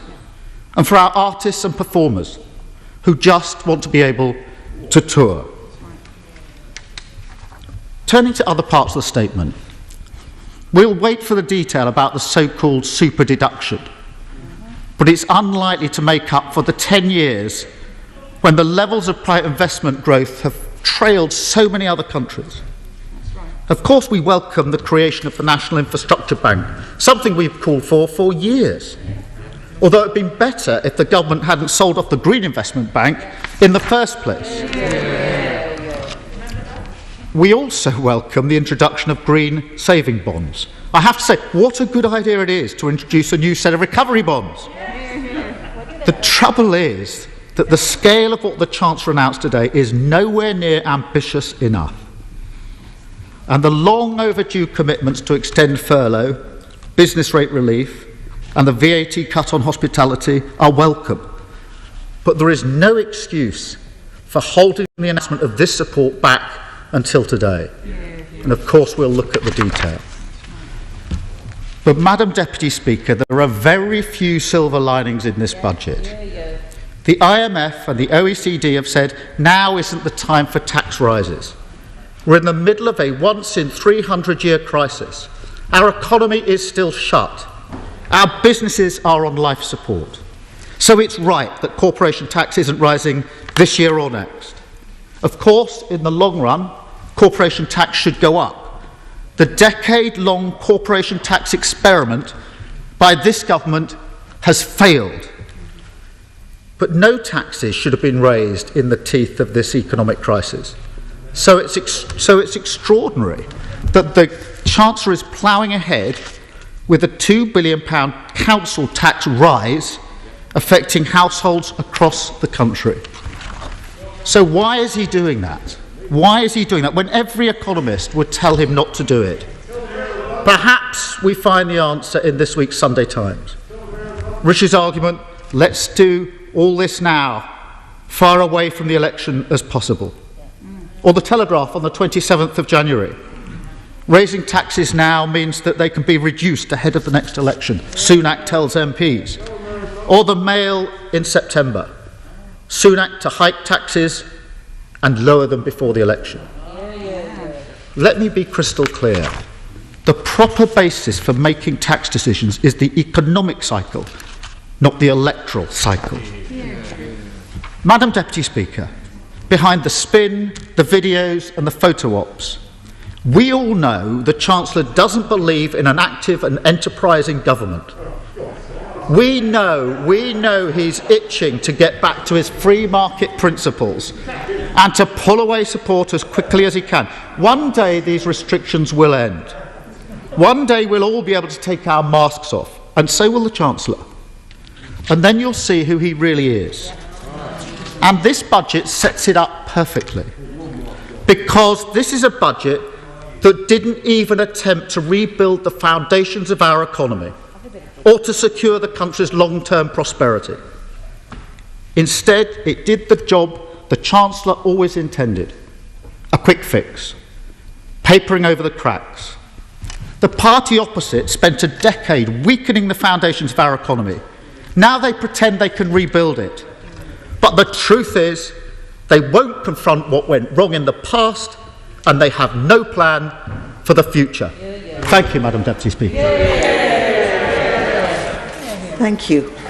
We now go by video link to the Chairman of the Treasury Select Committee, Mel Stride. Madam Deputy Speaker, thank you, and I broadly welcome this budget. I say that also aware that the devil is always in the detail of budgets, and we very much look forward to welcoming my right honourable friend to the Treasury Select Committee on Thursday of next week to look at that detail in more detail.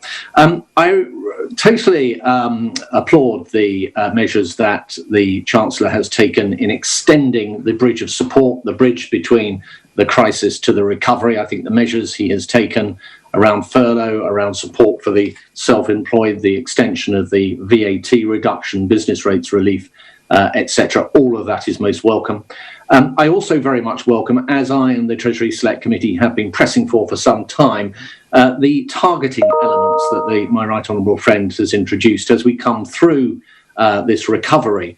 There's no doubt that certain parts of the economy will pick up quicker than others. Some businesses will do better than others. And so I welcome the 30% turnover threshold that my right honourable friend has introduced so that he can more accurately target the relief where it is needed. And that goes also for what I understand of his announcements around grants and, of course, the VAT reduction extension that will help particularly hard-pressed sectors. I also welcome the investment that he has announced in areas of the country, many of which will have suffered particularly during the crisis. And I think that is also welcome targeting. If I could turn briefly to the so-called excluded, those who have fallen through the gaps of support hitherto, I am a little disappointed not to have heard something by way of support for those directors working through their own limited companies, paying themselves by way of dividend, and yet not having those dividends counted towards their entitlement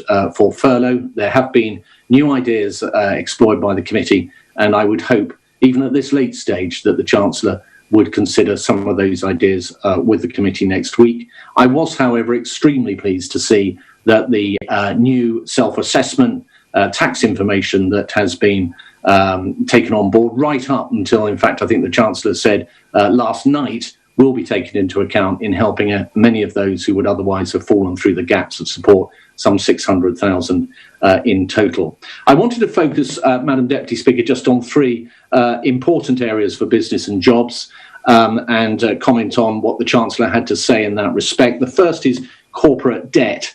The situation is that the data shows that larger businesses have a great deal of cash in the bank, and that's perhaps not surprising that they've been cautious, that they've received quite a lot of support from government, and of course a lot of them have not been investing.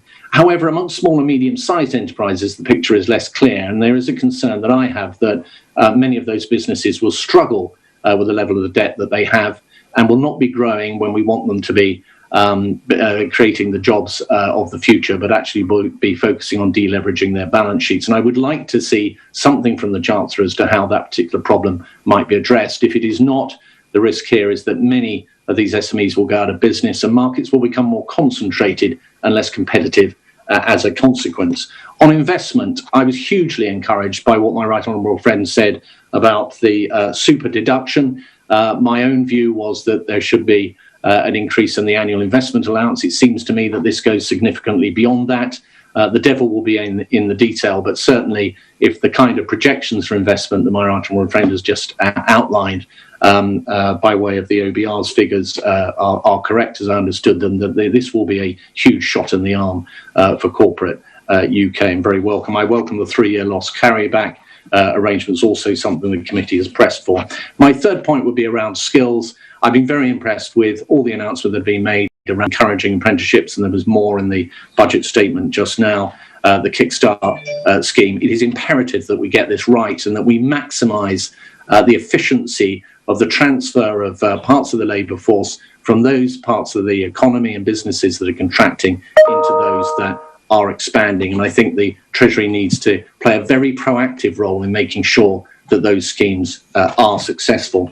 One of the big tests I set in my mind for my right honourable friend's budget was to what degree he navigated successfully the requirement not to put up taxes too early and choke off growth, but at the same time making it very clear to the markets that he and the government are serious about dealing with the deficit and debt in the more medium term. And I have to say, once again, I've been pretty impressed with what I have heard. I want to see the detail, but it seems to me that the tax increases and the threshold freezes that my right honourable friend has announced do not kick in straight away, but he has charted a clear roadmap for how those taxes and thresholds will be dealt with between now and the end of this Parliament. If I could just say, Madam Deputy Speaker, on the issue of corporation tax, that is quite a hike from 19% to 25%. However, we still will remain internationally competitive, and I believe that President Biden, during his campaign for the presidency suggested the US rates might rise from 21 to 28%. So I think on balance, it seems to me that this is a reasonable move, given that none of the possibilities are particularly palatable, and I welcome the carve-out for the small businesses through the small profit rate. It was pleasing to hear from my right honourable friend that the OBR's current projections have improved and that we're hopefully going to get back to pre-pandemic levels of economic output 6 months earlier than previously was thought back in November. But of course, we still, as he has identified, face a huge challenge going forward, not just around COVID, Madam Deputy Speaker, but also the issue that we will have a smaller economy going forward, less taxes that will be able to be raised. And of course, we have demographic pressures going way out into the future with an increasingly elderly population and the pressures on our finances that will bring. And what my right honourable friend knows is that it is critical that we deal in a timely manner with these pressures, or interest rates will rise. And as he has stated, a 1% rise means an eye-watering £25 billion increase in the cost of servicing our debt. And that brings me to the principles that he has set out today, the principle of not borrowing to fund day-to-day expenditure at some point in the future, and also having an eye to seeing the level of debt as a percentage of GDP decreasing through time. I think those are welcome signals from my right honourable friend.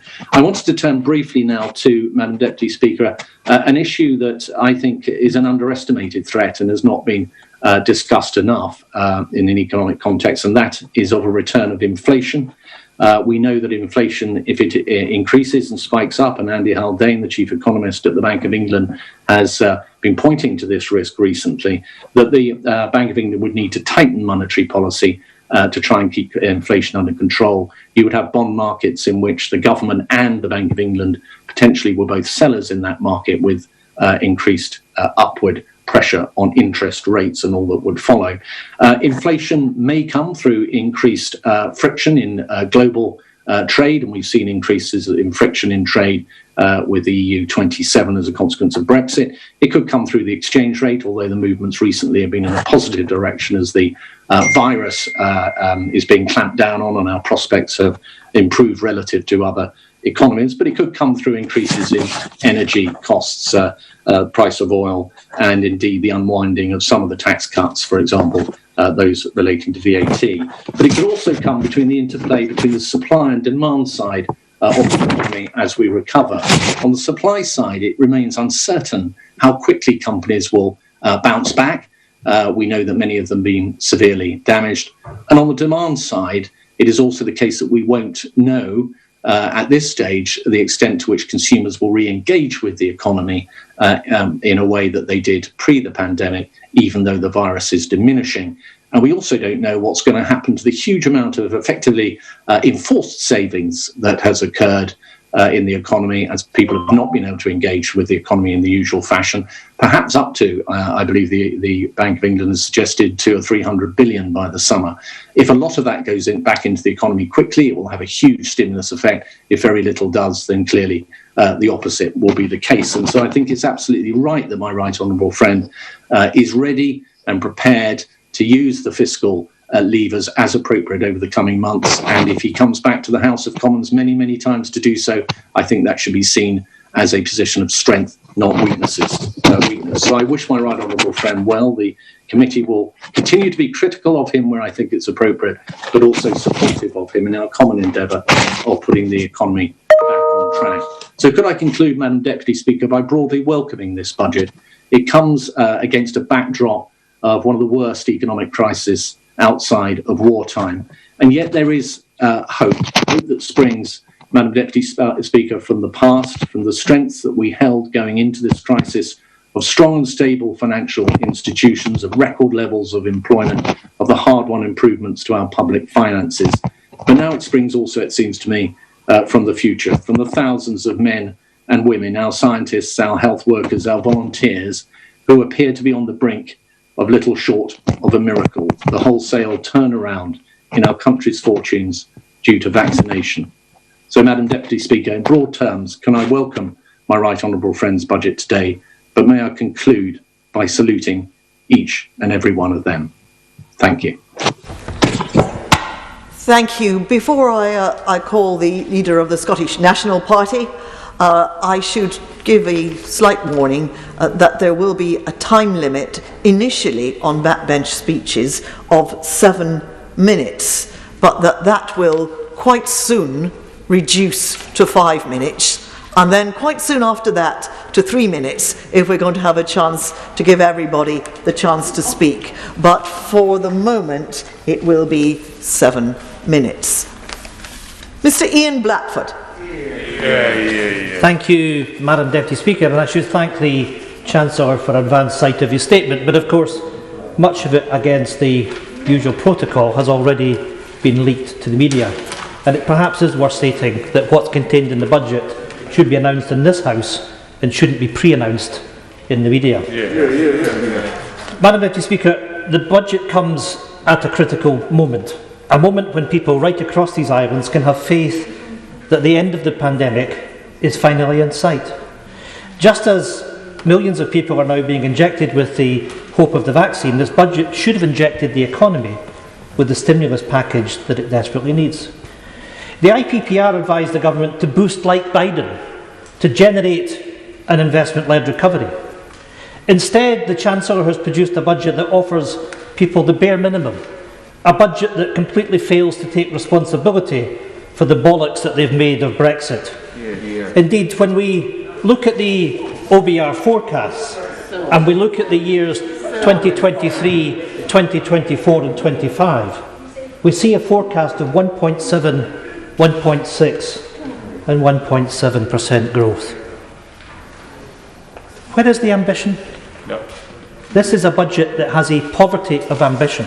And when we contrast the response of the US administration and that fiscal stimulus of President Biden, and we put that in a historic context, and what we see over the course of the last decade, that US GDP growth has been 10% greater than that of the UK.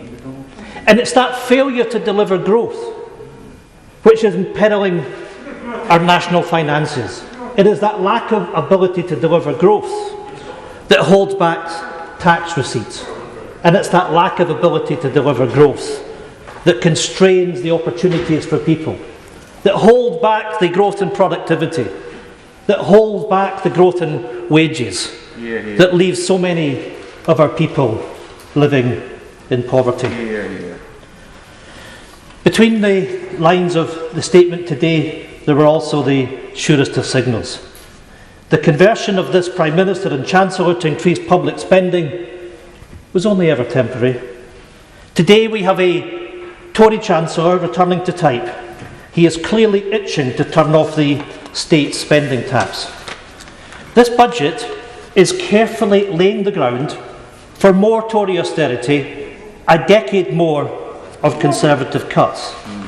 Because the Tories don't regret, well, I can see the Chancellor shaking his head.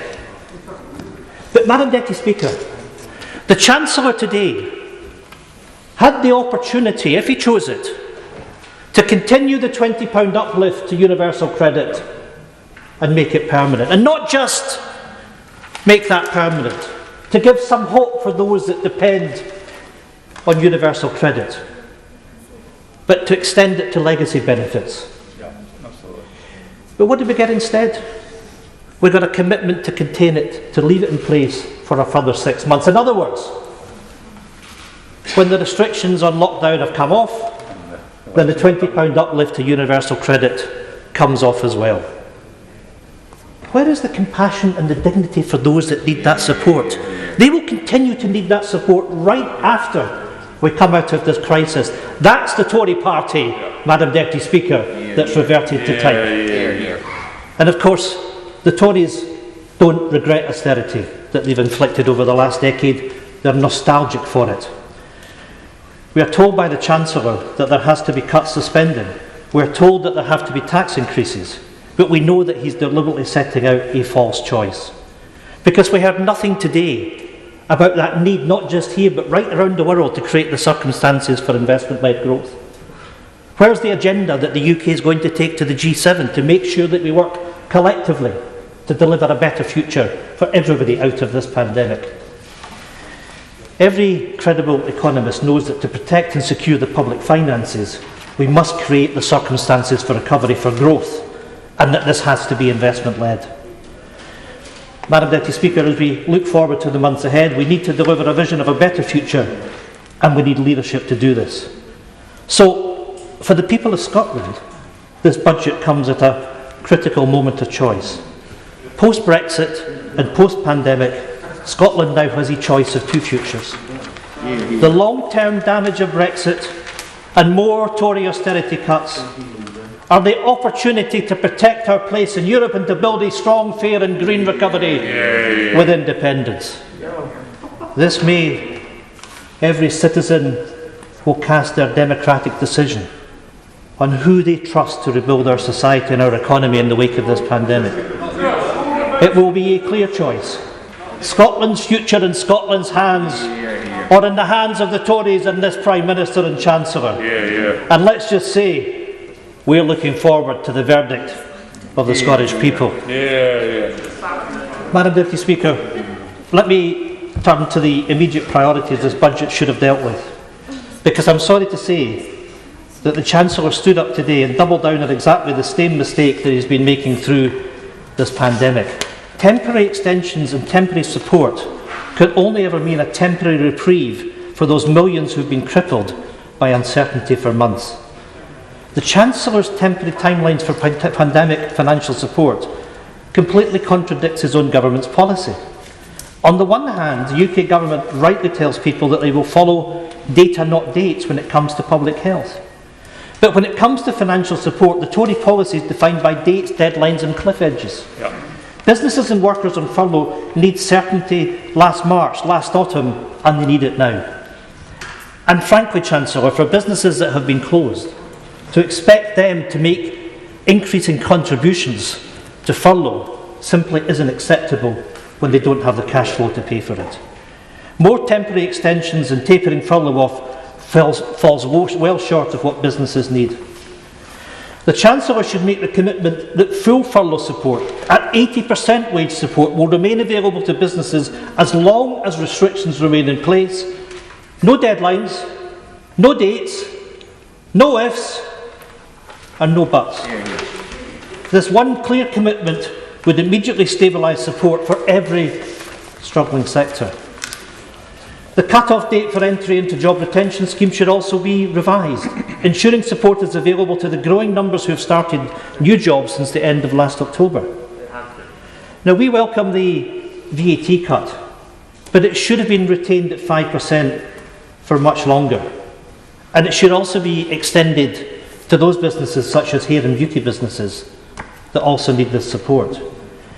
And whilst we welcome the ongoing support for rates relief, it doesn't go as far as our government has done in Scotland, with 100% rates relief for the calendar year across the retail, the hospitality, the leisure and aviation sectors.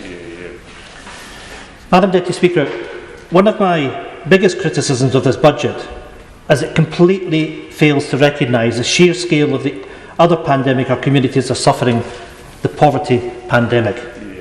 After a decade of underinvestment and Tory cuts, the last year has deepened the UK's poverty crisis and widened gaps in inequality. Yes, many have been in a position to save and build up financial deposits during these lockdowns. But Chancellor, millions more are literally struggling to survive. Madam Deputy Speaker, 14.2 million UK adults are now categorised as having low financial resilience. That's an increase of 3.5 million since the beginning of the pandemic. And let me take an example from my own constituency. In January 2020, the Community Food Bank in South Skye and Lochalsh delivered 25 food parcels in 1 month. In December 2020, that same food bank was delivering 200 bags of food per week. 200 bags of food per week. Last year, this government was forced into providing that £20 uplift for universal credit. It literally was a lifeline for millions. It was needed then, and it's needed now. 6 million people are now claiming universal credit, a 98% increase since the pandemic began. Today, this Tory Chancellor is telling these 6 million people not to get too comfortable with that white lifeline, that in a matter of months it will be gone. Where's the compassion, Chancellor? Where's the support for people? Does he really think that this is good enough? That it's acceptable that so many people, so many families, so many children are being left in poverty? And he can avert his eyes and look away because he doesn't want to know the harsh reality. The Chancellor doesn't understand what it's like to be poor in Boris Johnson's Brexit Britain. Chancellor, do the right thing. This should never be temporary. It should be permanent. And let's make sure out of this budget that policy is changed. Making the £20 universal credit uplift permanent has also got to extend to legacy benefits. And Chancellor, while you're at it, finally abolish the cruel benefit cap and end the 2-child limit. The Chancellor should also be using this budget to specifically support those most impacted throughout the pandemic. The Women's Budget Group found that women were twice as likely to be key workers as men, but are far less likely to be eligible for statutory sick pay. They also found that young women were disproportionately likely to work in the sectors that were the hardest hit by previous lockdowns. The Chancellor could support these women by finally introducing a real living wage and a livable sick pay for all. We know that after a decade of Tory decisions, child poverty has risen to alarming levels. The Joseph Rowntree Foundation and baby bank charity Little Village found that 4.2 million children living in poverty, including 1.3 million babies and children under the age of 5. This is supposed to be a civilised society. It's supposed to be a caring society. The Chancellor's just congratulated himself on his budget. Chancellor, where's the plan to get these 4.2 million children and their families out of poverty? Where's the plan to get these young children and babies out of poverty? Where's the sense of responsibility from a government? You know, what you can see is the Chancellor that's not even prepared to engage is looking away, and no wonder, because this Chancellor should be embarrassed by what he's done. This government needs to wake up to the scale of the child poverty crisis, and it could start by matching the Scottish Government's game-changing £10 child payment. And Madam Deputy Speaker, whilst we're on the subject of fighting poverty, let me say how disappointed I was by the failure of the Labour Shadow Chancellor at the weekend to state her party's clear support for making the universal credit uplift permanent. In the space of a week, Labour told us that their position on wasting billions on Trident nuclear weapons on the Clydes is non-negotiable, but can't even say what their position is on keeping this lifeline for struggling families. You know, you're living in strange times when George Galloway pledges his support for the Tories and the Labour Party sit on the fence when it comes to Tory cuts. And you would nearly feel sorry for the new Scottish Labour leader, severed at the knees by his Westminster bosses before he even gets started. Madam Deputy Speaker, not only does this budget signal the return of Conservative cuts, it also confirms that the Chancellor continues to snub the excluded. In time, when people reflect back on this period, it will be a damning indictment of this Tory government that they were prepared to coolly ignore 3 million of their own citizens during a pandemic. Talk such utter rubbish. Well, Prime Minister, there we are. Try telling that to the 3 million people that have had no financial support, No financial support, Prime Minister, from your government over the course of the last year. You should be utterly ashamed at the degradation of responsibility from a government that's supposed to provide leadership to all its people. So much, Madam Deputy Speaker, for putting your arms around all of the people of the United Kingdom. 3 million people ignored, abandoned by a Prime Minister and a Chancellor that couldn't care less. All nonsense. Well, you should listen to those that haven't had financial support. On the BBC on Sunday, the Chancellor said his government had reacted, and I quote, generously and comprehensively. Well, Chancellor, tell that to the 3 million freelancers and self-employed that have been left behind without a penny, not a penny, Prime Minister, of support. A quick search of Hansard shows that the 3 million excluded have been raised in this House around 1,000 times since last March. Their plight has been ignored by ministers on 1,000 occasions in this House, and it's a disgrace that the Chancellor has chosen to ignore them today. Now, I do acknowledge and welcome that the newly self-employed are now finally being covered under the scheme. But there remains a whole community of people who remain ignored and forgotten by this Chancellor. Yes, there are 600,000 that are now to be included. But what about the other 2.4 million? Discarded, written off, ignored by the Chancellor and his Prime Minister. Madam Deputy Speaker, the failure of this budget to stand by and support those who have suffered most during this crisis goes to the very heart of the economic choices ahead. This should have been the budget that kick-started a strong, fair and green recovery.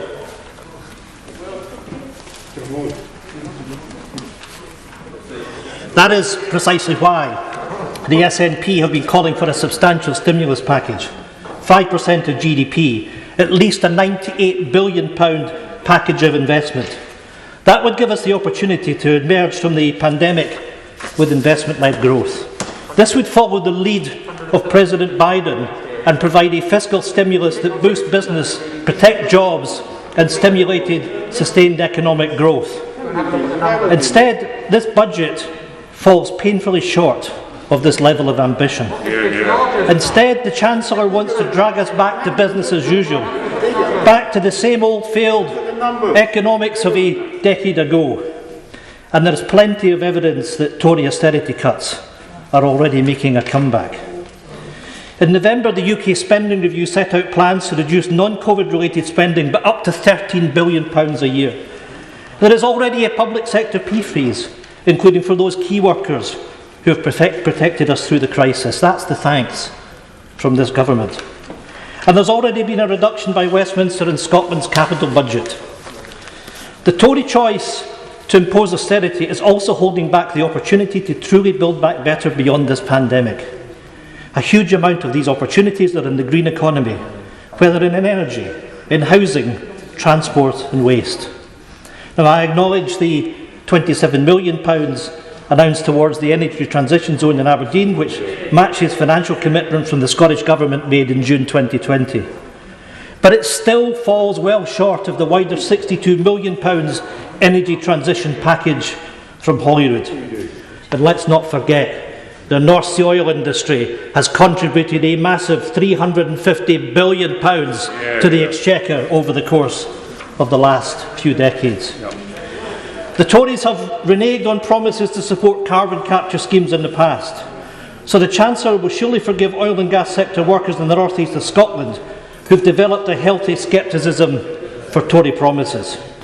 Chancellor, to really stimulate the green economy, you need to finally reform Contract for Difference to deliver support for wave and tidal generation and guarantee that Scottish suppliers will be used.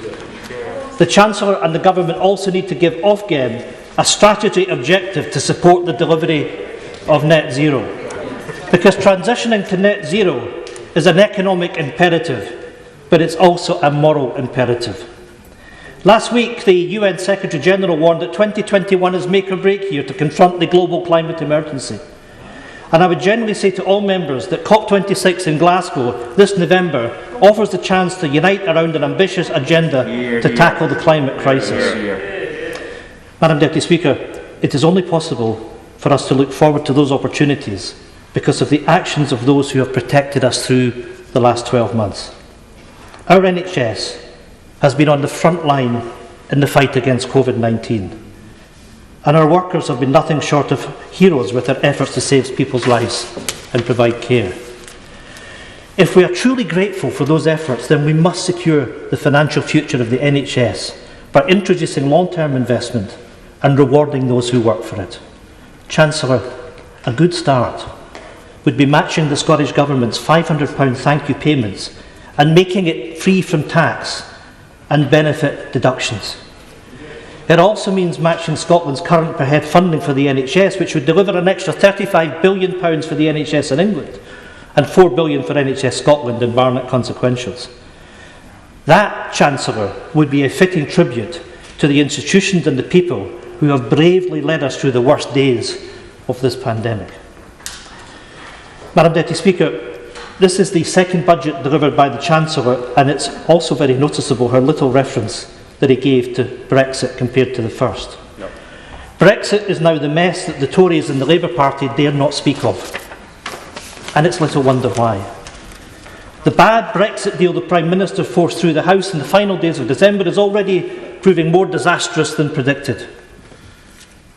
Scottish businesses, from fishing to farming, are losing millions of pounds every day as a direct result of red tape. This threatens to get worse, with grace periods and some food exports ending in April. Instead of taking responsibility for the Brexit mess they have made, the Tories have washed their hands and walked away. The same is true for this budget. It fails to even recognise that the very survival of thousands of food and drink exporters is now at stake.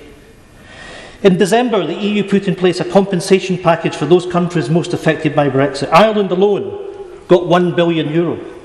Chancellor, where in this budget is a similar compensation package for Scottish businesses who are losing out every single day? Where in this budget is a guarantee that the so-called Shared Prosperity Fund will match the loss of EU structural funds? Today's budget gives no commitment, no clarity and no compensation. It only adds to the ever-growing list of broken Brexit promises.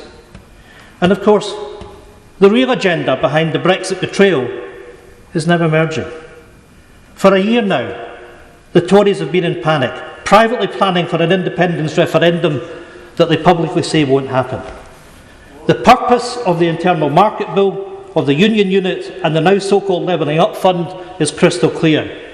They are all, Madam Deputy Speaker, an attack on devolution. The Chancellor is undermining our Parliament and centralising resources and decision-making at Westminster. It is a naked power grab to bypass the devolved parliaments and take control of funding over devolved areas. Oh, the irony. Take back control. They're taking back control from our Scottish Parliament. That's not only the opinion of the SNP, it's the verdict of a former First Minister of Wales.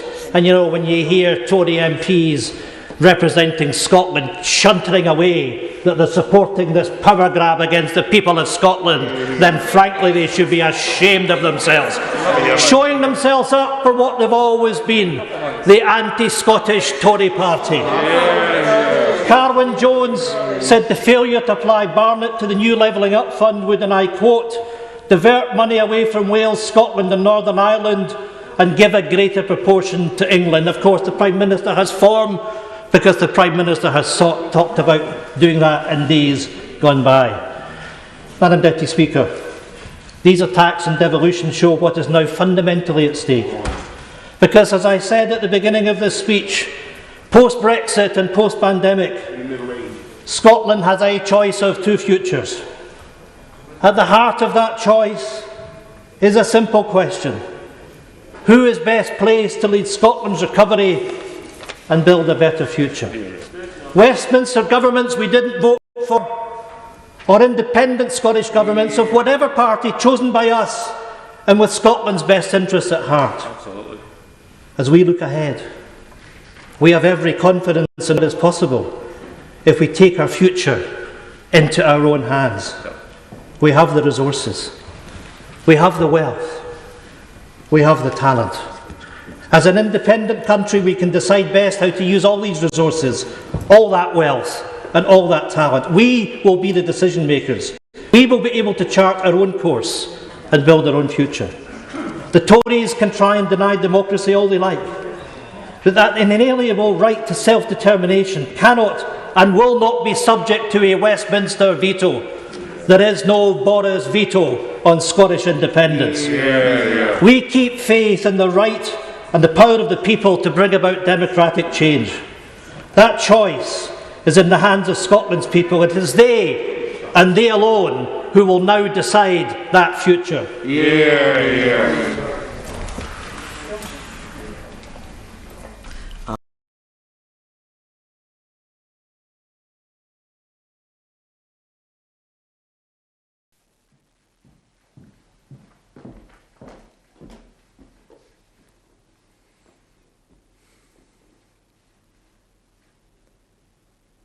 Good afternoon.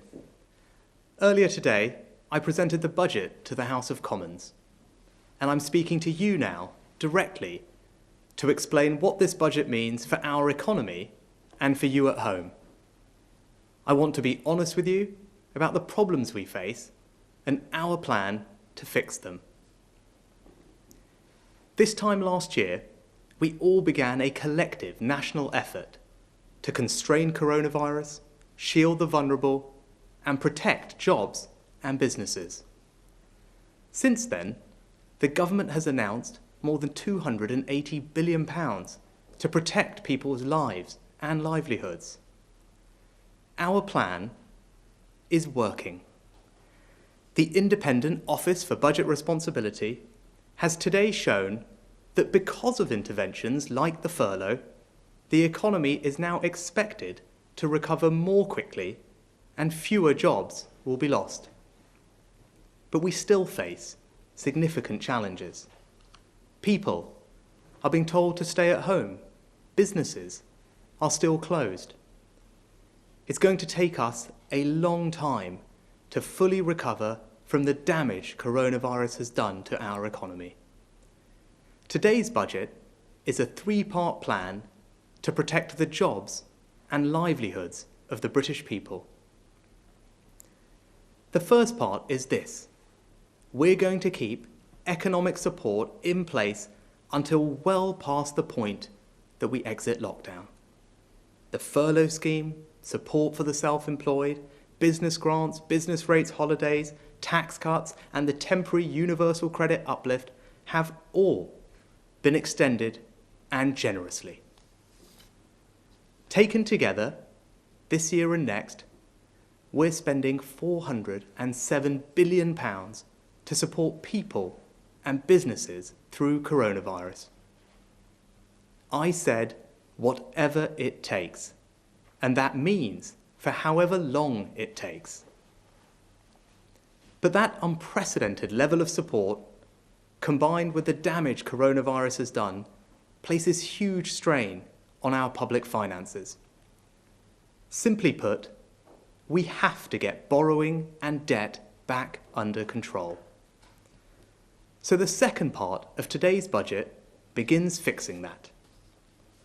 Now, some people think we should ignore this problem, or worse, there are some who think there is no problem at all.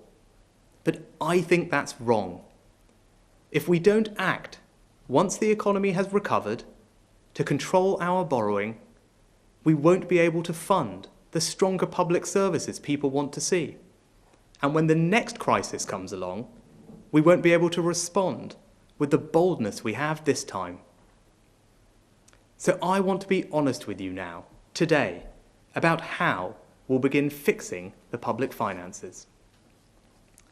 The choice I've made is as much as I can to protect working people, small businesses, and public services.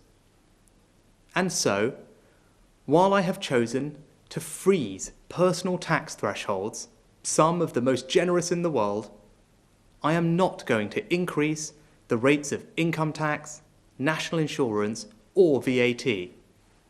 And I am not going to find the money that we need by taking it from public services like schools or the NHS. Freezing tax thresholds is fair, asking more of those on higher incomes. And we're going to ask large businesses who have made a profit to contribute as well. 2 years from now, well past our recovery, in 2023, corporation tax on company profits will increase to 25%. The United Kingdom will still have a lower corporate tax rate than the United States, Japan, Canada, France, Italy, and Germany. And we're protecting small businesses by keeping their corporation tax at the current rate of 19%. This means 7 in 10 businesses will see no tax increase at all. Only the largest, most successful companies will pay the new higher rate, and they can now plan with certainty. I know the British people don't like tax rises, nor do I. But I also know they dislike dishonesty even more. That's why I've been honest with you about the problem we have and our plan to fix it. So right now, we're going long, extending our support for people and businesses well beyond the end of lockdown. And while it is important to control borrowing and debt, those measures only take effect after the economy has recovered. But today's budget is not just about fixing problems. Today's budget is also about laying the foundations of our future economy. We're building our future economy by doing things that haven't been done before and doing them for everyone, everywhere. Our success with the vaccine has shown us this country can be a scientific superpower, leading the world through the coming technological and scientific revolutions, towards a future where growth and jobs go hand in hand with tackling climate change, where we are known around the world as the best place to invest and do business, and where we redraw the economic map with decent jobs in every corner of our country. To do that, this budget is helping people develop new skills, start an apprenticeship, and get better paid jobs. This budget is helping small business owners get the training, skills, and technology they need to compete with bigger firms and become the high-growth companies of the future. And this budget is bringing prosperity to the whole United Kingdom, with new free ports around the country and the largest pro-investment tax cut in modern British history, making the time to invest right now and the place to invest right here. So that is our budget, our plan, our numbers. But the number that in so many ways defines the last 12 months is not included in today's budget document. I want to finish my remarks by acknowledging all those who have lost their lives to coronavirus. To the family and friends left behind, your loss, felt most acutely in the quietest of moments, must be overwhelming. But I promise you, we will meet this moment with the passion and energy it demands, and we will build a fairer and more just country in their memory. Our recovery begins today. Thank you. I think we have some questions from both public and journalists, so maybe we could turn to the first question. Chancellor, how will the new budget ensure that leaseholders aren't burdened with unfair costs associated with cladding and other historical building defects? Ravi, hi, thank you for your question.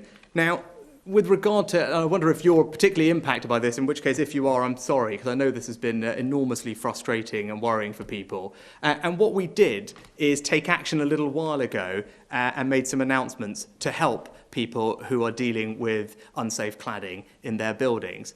I became Chancellor a year ago. In the first budget last year, I announced an extra £1 billion. And a few weeks ago, the government announced an additional £3.5 billion, bringing the total that we will spend to £5 billion to help remediate unsafe cladding from buildings over 18 metres, which are the most unsafe. And that work is already underway, and we're getting on with that at pace. We also know there are people in other buildings who might also want to have remediation work done. So what we're doing there for those smaller buildings is providing a government-backed loan scheme which will provide low-cost government-backed loans to people, which will be capped at no more than £50 a month. So that will help provide funds to deal with those buildings. And also, we know that there have been some problems with the mortgage market and people asking for particular forms. So we're working very hard, the Housing Secretary, the Prime Minister and I, with mortgage lenders and the industry to make sure that the use of those forms, they're called EWS1 forms that have been causing the issue, the use of those forms is going to be proportionate, and we really hope that will help unblock the market together with a government insurance scheme that we're providing for people who do those assessments. So I think the combination of £5 billion of funding to remediate the most unsafe buildings, a cheap government loan to help with the rest, and these interventions on the mortgage market, when you put them all together, hopefully they will make an enormous difference and provide reassurance to people through what I know has been a difficult process. So next, if we could go, please. Yes, hello, Chancellor. Faisal Islam. Hi, from the Faisal. BBC here. Chancellor, what would you say to the, I think it's million or so people that will enter the income tax system, the million or so people that will end up in the higher rate? And when you put that together with the rise in corporation tax, this is a turning round of Conservative principles. Has the pandemic fundamentally changed the Conservative approach to big business, big borrowing, big taxation and big spending? Thanks, Faisal. Well, hopefully, both in the remarks I made earlier now and in the House of Commons earlier, people will have understood the logic of what we're trying to do. Now, obviously, the pandemic has dealt us pretty bad damage to the public finances and the economy, and I think I and the government have a responsibility to put those on back in a strong position over time, but do that in a way that is supportive of our economic recovery in the short term, but also do so in a way that is fair. And I think both of the measures that we've implemented, the ones that you mentioned, pass that test. For example, the threshold freeze means that those on the lowest incomes contribute much less than those on higher incomes, and it's something that only builds over time. So it's very supportive of our recovery. And importantly, nobody's current take-home pay will be affected as a result of this policy. What this policy does is mean that in the future, any benefit that might have come from thresholds rising with inflation will not be there. And that's what will help us rebuild our public finances in a fair and honest way. And I know that's been supported by several think tanks and others who have said that's a sensible thing to do. And with regard to corporation tax, we remain a party that believes, and a government that believes in supporting business, and which is why our corporation tax, even after this change, will still be the lowest out of the G7 large economies that we compete with. So I think that's something that we will be proud to do and make sure that we support business in that way. But also, crucially, we will be exempting the vast majority of businesses, our small and medium-sized businesses, from that increase, because we want those with the biggest shoulders, just the largest, most profitable companies, to make the contribution in 2 years' time. And also, there are lots of other things in today's budget which are supportive of business, whether that's short-term support with business rates, holidays, VAT cuts, cash grants, but also new help to grow management and digital incentives, because we want to help small and medium-sized businesses get the management training they need and help them get the digital technology they need to compete in the future economy. So that, to me, when you put it all together, are the actions of a government that firmly believes in supporting business, both in the short term, but also in the long term. And the last thing I'd say, because I think it's also important, we really want businesses to invest.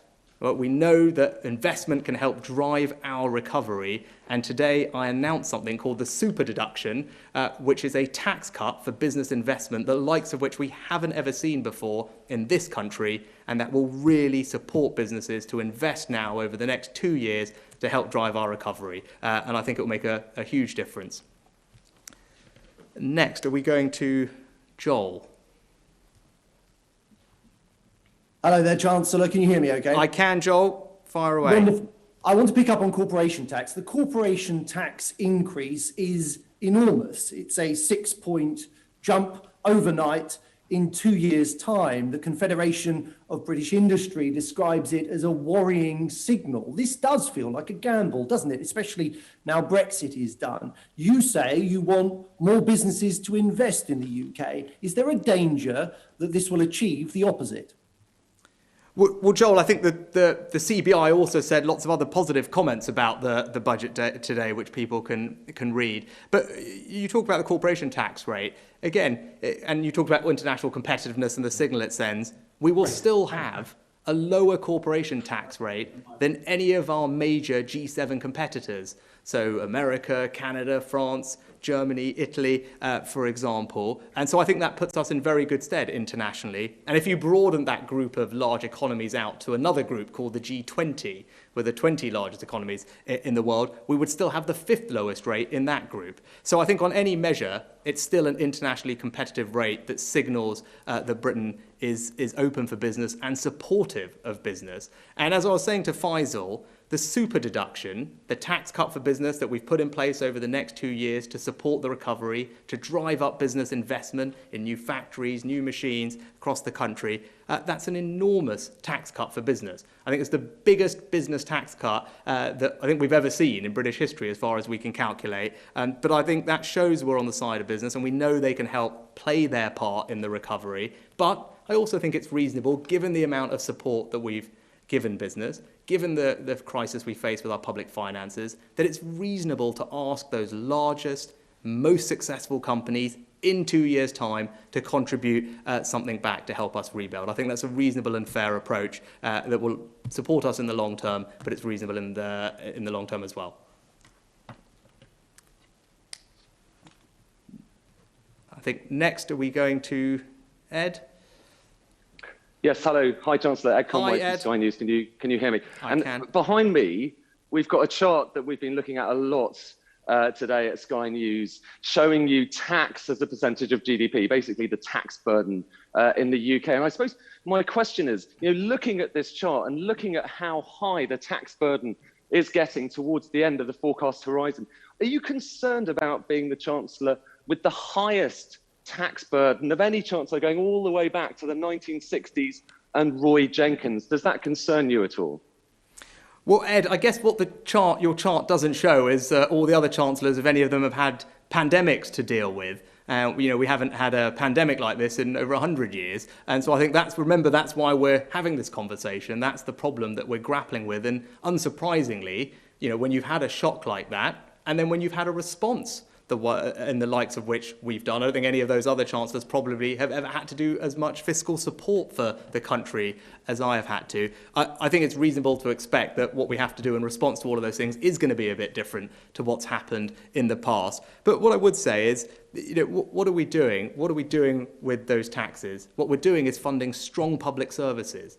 People elected us because we told them we were the party of public services. We were going to invest in the NHS, in schools, and we were also going to invest in projects across the country to level up opportunity. That's what we want to get on and deliver during this Parliament. And we also want to be responsible with the public finances for the reasons I set out. And it's because of those reasons that I've taken the 2 decisions I've made today. And I do believe they are the right decisions for the country and for the economy.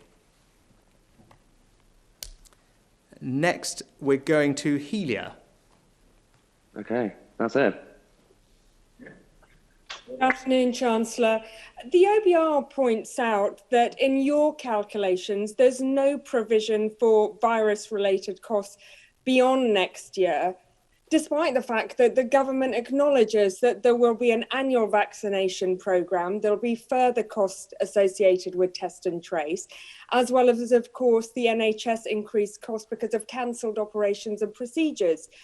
You've made a lot today about wanting to be honest with people.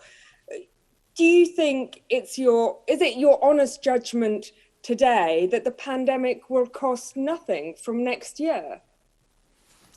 Well, Helia, on public spending, you're right to differentiate between the general plans we have, which I can go through in a second, and then also the plans for coronavirus. And it's right to think about those things differently. Now, obviously, at this moment, we don't know exactly the future path of what's going to happen. But what we do know is that this year, there's an enormous amount of call for extra funding for coronavirus, which is why today I announced £1.6 billion of extra funding, for example, for the vaccination programme to make sure that we can get that all the resources it needs to happen as quickly as possible, provide for potential booster shots, but also to improve our preparedness for future pandemics. So some of the things we're doing is to build that capacity to react quickly in the future.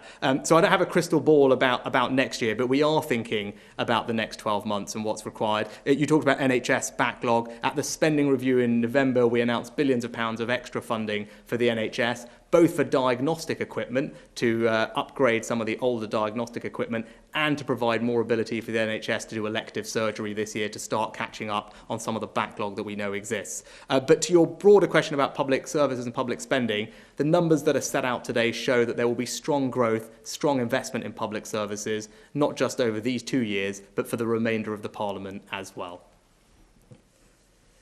And then next, I think, Catherine Sampson. Yes, thank you, Chancellor. Just your reaction, please, to 2 points. First of all, Scotland's Finance Secretary claims you've not matched her ambition for supporting economic recovery and jobs, and she's especially disappointed you didn't make that uplift to universal credit permanent. Just your reaction to that. And secondly, your business minister suggested in an interview yesterday, when it came to an independence referendum, it was up to the Scottish people to decide when and whether they want one. Do you agree with him? And is the Treasury planning some change of strategy here? Well, Catherine, I genuinely believe that I don't think people want any of us to be focusing on constitutional questions at the moment. I think what people want is us to be focusing on our response to the pandemic, making sure that we get the vaccine rolled out as quickly as we can into as many people's arms as possible. And then with that, with the Prime Minister's roadmap, cautiously and safely reopen our economy, get our lives back to normal and try and protect as many jobs as possible. I think that's actually what people want us to focus on, which is what we're getting on and doing. With regard to the universal credit uplift, I announced today that we are extending that for 6 months. This was something that we put in place temporarily at the beginning of the pandemic when we were in lockdown. And the 6 months extension means that it will be in place well beyond the end of this current lockdown. And it only forms one part of our response to helping those on low incomes or those who are vulnerable. There's lots of other things we're doing, helping people with their council tax bills, with their rental payments through something called local housing allowance. But crucially, the best way to help people over time is to give them the skills they need to get great jobs or get better jobs, which is why we've increased the national living wage next year above inflation, which means a £350 pay rise for those on low incomes. And we're also, with the Prime Minister's lifetime skills guarantee, for example, giving every adult the opportunity to go and get a government-funded qualification at a good standard, which will help them increase their prospects of getting a job or getting a new job. And they're doing lots of other things to encourage companies to hire people. For example, our Kickstart scheme for young people, or indeed the £3,000 that we're paying companies to take on a new apprentice. So there's lots of different ways to help people. The figures and the facts in the document today show that those on the lowest incomes have been supported the most by all the interventions that we've put in place over the last 12 months. So I'm proud of that. That is this government acting to protect those who really need our help. But as the economy reopens, it's right that we transition our support to focusing on people, getting them into work, getting them the skills they need, and that's what this budget delivers. Next, I think we're going over to the Times. And Philip Aldrich. Philip, are you there? Yes. Hi, Chancellor. On corporation tax, you're undoing 10 years of tax policy by raising corporation tax up to 25% in 2023, and you're even reintroducing a small business tax rate. So I just wondered, was the previous policy wrong?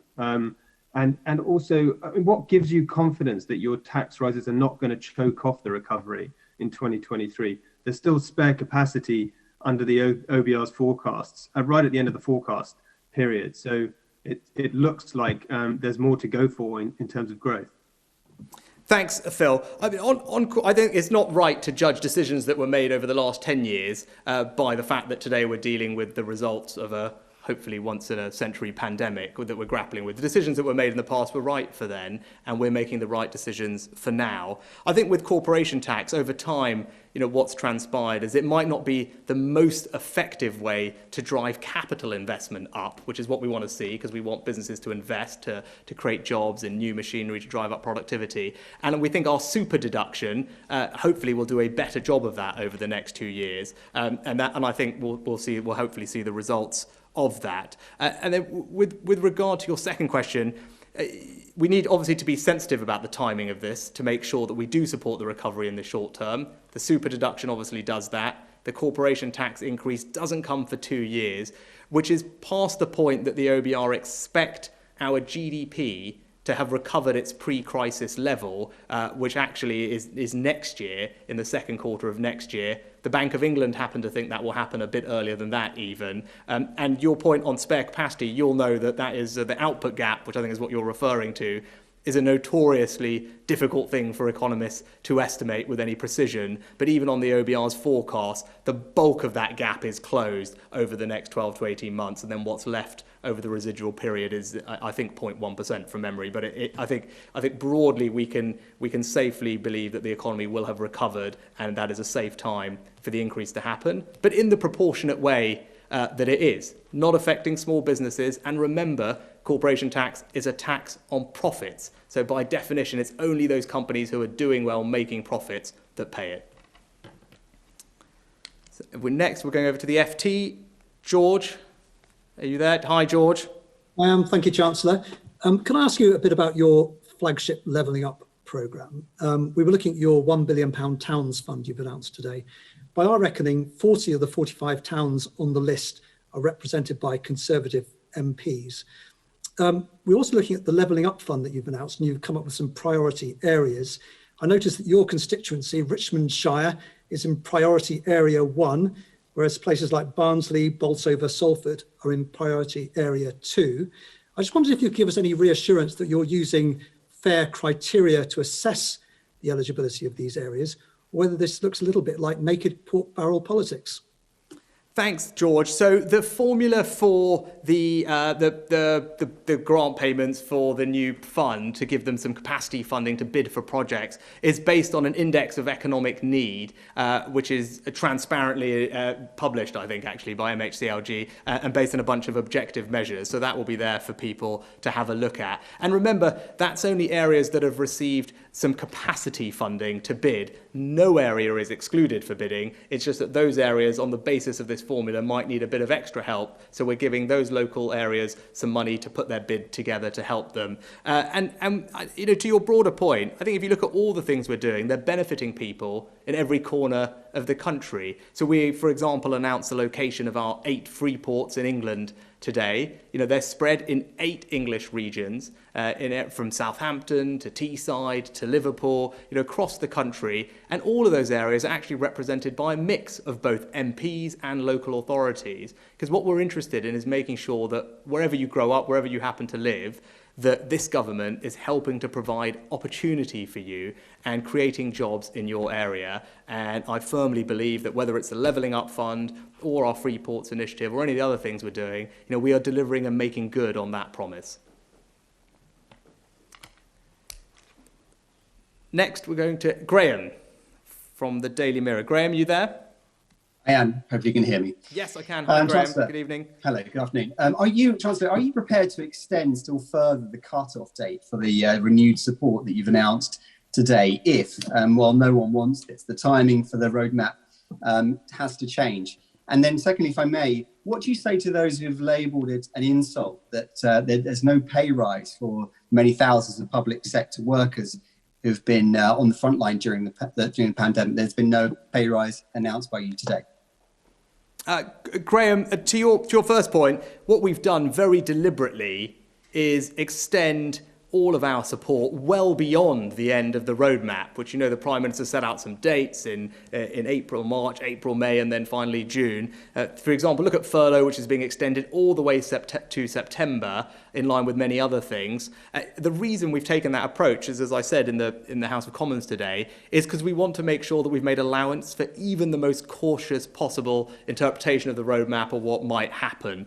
So we've done that in advance to provide people with that certainty up front. So I think we're well protected on that, and that I think has been met broadly well today by stakeholders. To your second point on public sector pay, this was something that I addressed in the spending review back in November when we talked about pay for the next year. And back then what I said, which I'm happy to go over now, is when I was looking at all the numbers, what we saw was in the private sector, wages were falling, people were having their hours cut, many of them were furloughed, and sadly almost 750,000 people in the private sector had lost their jobs.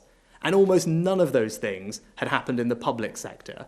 So given that, and given the obviously very difficult fiscal situation that we face, that we've been talking about, I thought for reasons of fairness and also to try and protect those public sector jobs, it was reasonable to take a more targeted approach to public sector pay for this next year.